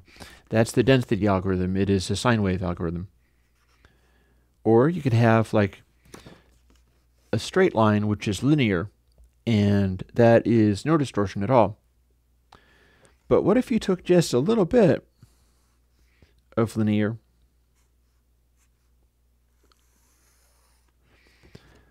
and then rounded it off so that it was linear in the middle and then transferred to that? In fact, what would happen if you went like this?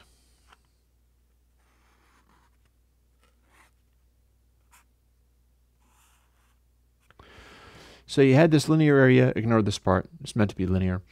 And then there was a point up here, and at that point it transferred over to the sine wave thing. So you had basically dial a steepness of, dial the sharpness of the edge that you put onto it. You could go all the way to completely flat, which would be just straight up digital clipping, or gradually soften until it became this. Would that be cool? No, actually it wouldn't. It would be terrible, because people can hear the points when it transitions from the one thing to the next, and they hate that. So I had to dial back this whole thing and got rid of it, and channel ever since has been either density algorithm or spiral. But this guy just loved the plug-in crystal, which has only been audio unit, and you can still get it for audio unit, but he was like, are you going to bring this up to the, with the noise shaping to the floating point bus and all that, and bring it up to the modern time? And I went and looked inside it and found like, oh, that's where that stuff went. So essentially what I'm going to be doing is putting out a plugin which has this dial a smoothness of the saturation curve thing exactly as I had it, meaning that it would have the disadvantages as well.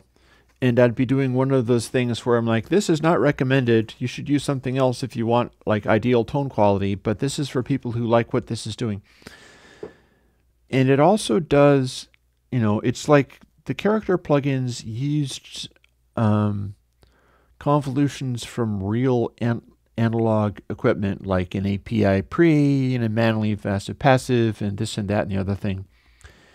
And what Crystal was the same thing, but as a low-pass brick wall filter at the Nyquist frequency, but only one side of one, rather than the getting up to the point and then coming back down. It's not a phase linear filter. It is a variation on a brick wall filter that is not phase linear, and that is the tone shaping algorithm inside Crystal. So basically what's going to happen is you're going to get Crystal, and I'm going to get to tell this guy like, oh, here, I've got Crystal for you. And then you can play with some of these funny tonality things that, some people like them a lot. And I can start looking into ways of also manipulating that general concept of stuff, which will give me a lot of different options as far as new character style plugins and stuff based on bus colors and so on that can come out as console-like behaviors. Like if you like the character plugin that's based off of a Neve preamplifier, and I have the algorithm for doing that, and one of the things I've been meaning to do is work out how I can make them be a little bit more friendly to different sample rates, which I'm not sure if I don't remember whether I've got that solved yet. Crystal is not going to be like that. Crystal is going to be just tied to the sample rate. But it should be possible to break apart some of the things inside the character plugins so that some of them are part of the channel algorithm and some of them are part of the bus algorithm. That's what I'm saying. And I'm not quite sure what I'm going to get as a result of that, but it should be interesting trying.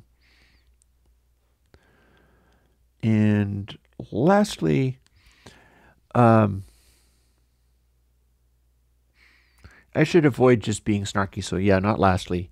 Emerlandos asked, what chain do you suggest for the master bus? And it's like, that depends upon what you're doing. It really does. I'm making these plugins very modular. I mean, as you can see, I like modular. I'm using a Eurorack system and expanding that one out. And it's very much the same theory as to how I'm doing the plugins, because you should be able to just take a little piece of something and put it where you need it and use that. And that's very much the case for Master Bus. Master Bus might have a bunch of stuff on it, depending upon what you actually need.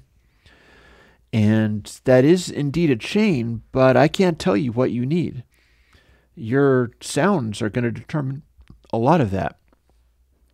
I can direct you as far as some of the things that are most likely to make sense. Like, for instance, if you tell me I'm doing modern drum and bass and with a sort of outecker vibe, I'm not going to tell you, oh, you should use dithyramide timbers and a bunch of slew limiters. Instead, it's fairly clear that you're going to be looking for very fast, like flickery sounds happening and coming in and out. And so you might want to end up with not just another dither because it'll give you detail. And you're probably not going to be using something like Righteous. Some of that depends upon whether you're trying to make a impression of depth of field versus whether you just want to have a bunch of combined stuff that's all very clean and bright sounding. You know, it's like, is your mix with all your different sounds? I don't actually, I can't do suggested plugins for masters. I'll tell you that the same thing, Tony, which is like, no, I can't make suggestions about that because it depends. Sometimes the best master that you could do is listen over really good monitors and go, oh yeah, we're done. We're done here. And then not touch it. That's really important. So you don't have to retract the message. It's fine. But I'm just saying, it's mastering. I came out of sort of mastering. I never got very good at it because I always wanted to be able to do mastering, which was not loudness wars. And that's for many, many years now. That actually hasn't been a thing. But I do have, let me take a moment. Go to the Air Windows site.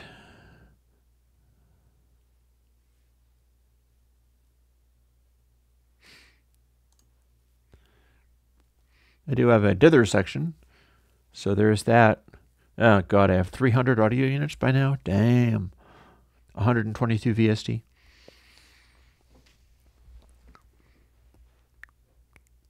I mean, that's the thing, is the... There are things that I can specify as this is mastering capable and this is not. I just recently advised somebody that if you're trying to produce second harmonic in mastering, you want to run the single-ended triode plugin and only use the single-ended triode control, and you do not want to use Purist Warm. Because although it's, you know, fine for what it is, yay, Jolie, I love you for that. That's awesome. Purist Warm is not an appropriate choice for adding second harmonic to a master, because what it's doing is it's taking one side of the waveform, keeping it completely untouched, and taking the other side of the waveform and applying a saturation curve to it.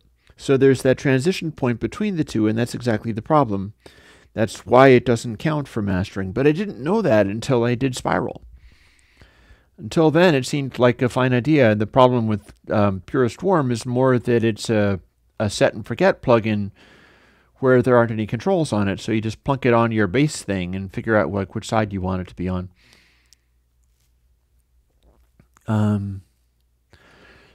Some like bit shift gain. I hope that didn't have this problem with the YouTube algorithm where they're listening to what I say and making harsh conclusions on what I must have said. Yeah, I know, right? Bit shift gain is very much mastering friendly, but it's very coarse. Purist gain is also very much mastering friendly, but that's not to say that something like, say, Purist Drive is necessarily as mastering friendly, because it's not quite that simple. And something I would say like bus colors, I would not be calling mastering friendly, because it's like that's applying a coat of paint. That's not what mastering is about. Mastering shouldn't really be about just applying tone stuff. Mastering is about being able to manipulate things without wiping it out. Honestly, Pyewacket ain't necessarily bad for mastering for this reason. Pyewacket works. Do I have a picture of this anywhere? See how I have this scribbled all over a piece of paper, but it's got the distortion curve, and then it's got density's anti-distortion curve. So when you lean stuff out with density, the center of it gets all kind of silent and crackly, and then the loud samples are still there. That's what PyWacket does. Instead of cutting the volume, PyWacket cuts back to a negative density condition. So as a result, when you have loud stuff coming into PyWacket to get compressed, the loud stuff ends up being unaltered. It hangs on to the attack transients with more accuracy than you otherwise would have, and that's the whole thing about how PyWacket works. That said, there are people who really don't like the sound of it, and that can mean that it wouldn't be a good idea to use.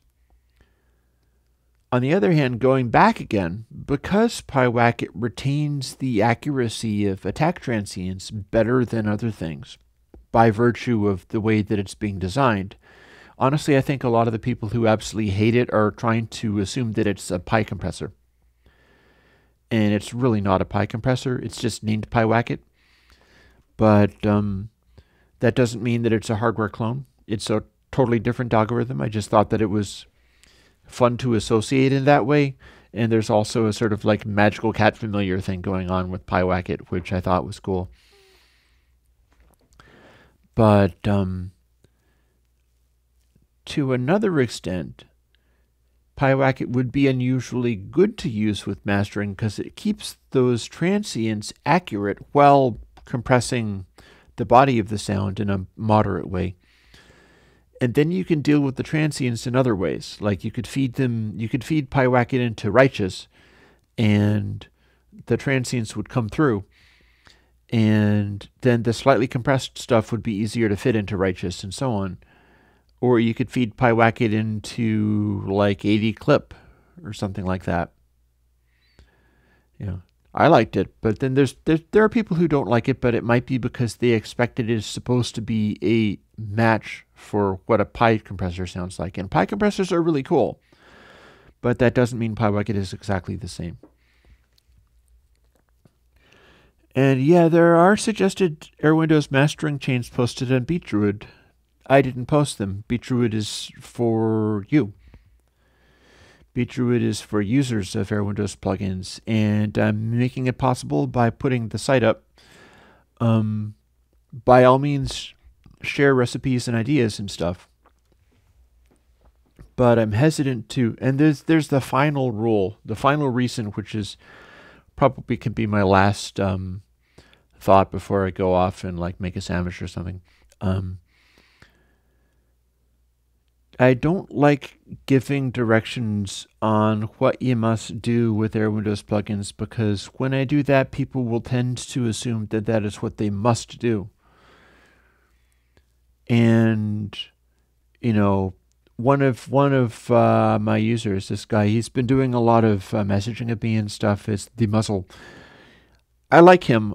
I don't think you necessarily should listen to or follow the things that he says because he is exploring big time, this guy. He reminds me of me like 10 or 20 years ago. And I mean that quite literally. And then it's just like, oh, the flaky ideas, and I'm going to do this and that and the other thing and stuff. And it takes a bunch of years to like round off the rough edges and work out what actually didn't work. And he's not there yet. But he tells me, when I tell people on a video, like, here is this plugin and you mustn't do this, the first thing he wants to do is to do exactly the thing that I told him not to do. And that's pretty funny. But, you can get to places that way. I think it's valid. So when we talk about suggested Air Windows mastering chains posted in a BeatDruid, you can do that. And you can take, like, please don't use Fracture on mastering because Fracture is a crazy sound effect thing that does horrible stuff. And it's like, yeah, I can say that. And then you can be like, you're not the boss of me, and do all of the stuff that I say not to do. Like, oh, you shouldn't use Fracture on mastering. Oh, you shouldn't use like Bit Crush on mastering and so on. Or you shouldn't use only bit shift gain on a mix because it's too coarse and your volume levels are going to be too widely separated. And yet you still could.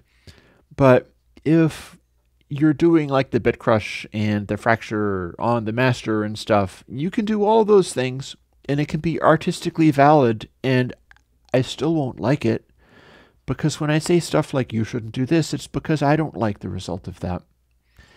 And it's like the you know crystal and the old channel thing with the straight line between the two curves, where it turned out that people mostly hated that. You can still do this. I just won't necessarily like it. I thought it was kind of fun to play with, and it's actually a neat wave shaper. If you need to make a synthesizer and throw a plugin in the middle of one, this is a good way to do it. It does semi-square waves. But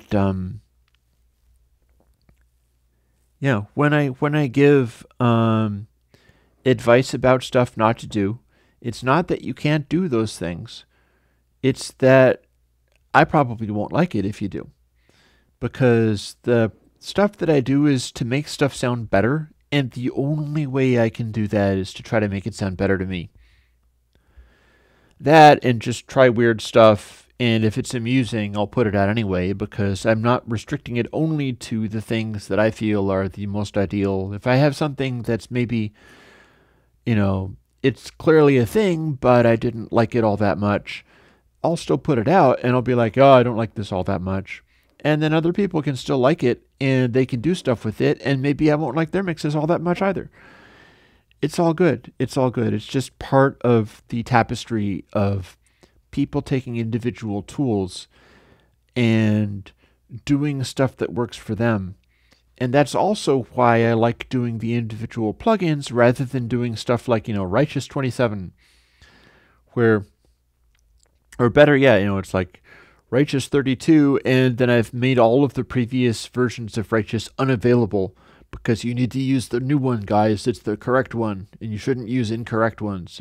No, I'd rather just make individual plugins that just do little building block style things, and then people will assemble them into whatever conglomerations it is that they want. And I don't have to like all of those things. I like it when people share their notes about, like, yeah, we really like this thing that Chris doesn't think is good and doesn't like. It's like, cool, you do that, because I don't have to like the music that you make. I have these weird tastes from listening to a lot of vinyl records and stuff, and although I'm interested in a lot of modern music, I'm not always down with it, and that's fine too. It's all just, it's all sort of part of the game. So, in that light, I toast you with my nice cup of coffee.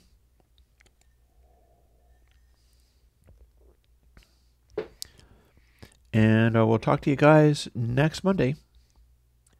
And I'm thinking most likely I am going to be doing a live stream of music on Tuesday, because it seems like that would fit. I think I can make that work. And on the live stream of music, I'll be doing a bunch of music and I won't be talking nearly so much. In fact, I won't have a microphone handy because he would be picking up the monitors anyway. So that'll be just chill out. And I should also point out that here's something I'll do before I go. Because I seem to have endless time for futzing around with all this stuff, and there's nothing so wrong with that.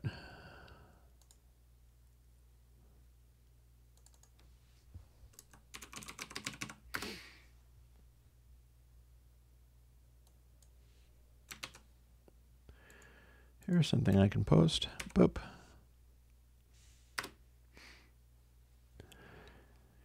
Those live streams that I was talking about, I pay for some pretty good bandwidth. I've got this big old router over there, and I have very good upload speeds, which is one of the reasons that I can stream and stuff like that. So when I do a live stream, and you see it on YouTube or whatever, these days it's only YouTube. Twitch didn't actually work out very well for me. I'm also capturing it in 96K. And I am uploading the 96K 24-bit masters to the Airwindow SoundCloud. And I had to buy a special version of SoundCloud to let me do this, but I've done it, and now I can upload like 20 hours of stuff a month or something like that. And I'm all ready to begin uploading that stuff again. So all of the audio live streams are now up on that SoundCloud. And they all have download links. And you can download the original 96K 24-bit master of all of them. And I'm going to keep on doing that because why not? They might be weird little musical jams, but they're also, I've never actually gotten around to replacing the stuff in my plugin demos with that, but honestly, it's sounding better than the plugin demos. The music that I'm using for the plugin demos. So that's probably going to end up happening at some point. But yeah, if you miss the live stream, it'll still be available on YouTube and like that. But also the music live streams, of which I'm most likely going to be doing something like that tomorrow. Whatever they might be, I need to be doing more ambient stuff. I need to be doing more stuff that's just like spacey, drifty, all the reverb ever, because I like that kind of music, and I have the chops to be able to do it. That's not a problem. No, because I no longer have the Logic project files. They take up a lot of space, and my work in Logic never was really very satisfying to me, so I ended up having more fun working with a, electronic studio of actual synthesizers and mixing them live into 2 tracks, and that's what I'm providing on the SoundCloud. So I don't actually have the Logic profiles for that stuff. Hey, Beatsaro, yeah, I'm feeling all right. And back in the day, I used an internet MIDI jamming thing. Res Rocket Surfer, which was kind of like that. That was back when I had a 33 megahertz Performa 575 computer. That was such a long time ago that it was really rather difficult to make that work in any way, shape, or form. And it was a MIDI-based thing, but I had to use external MIDI stuff to even hear other people's things. And you couldn't use any audio files. Yeah, I've heard of that. It's anything. But honestly, if I was going to be doing internet jamming, I would be more likely to build some kind of thing where you can dial into a Arduino or something like that, which is on my network, or some web page that has the ability to do a USB output of some kind. It would have to be MIDI class compliant to work with this. And then control parameters of the jam that I'm doing in the studio, so that I could have people online fiddling with some of the knobs, so I wouldn't have to be the only one. And we could do a terrible music battle with trolley internet people playing with the tempo and this and that of the synthesis, or changing the key all the time. And then I'd be playing guitar along with it, and then the internet would change the key to like a diminished fifth, and okay, follow that. Anyways, it's been about almost 2.5 hours. So at this point, I will catch you folks later. And maybe you can hear what I'll be doing on tomorrow, and do a little jamming. Probably not for 2.5 hours, but we'll see. Talk to you later.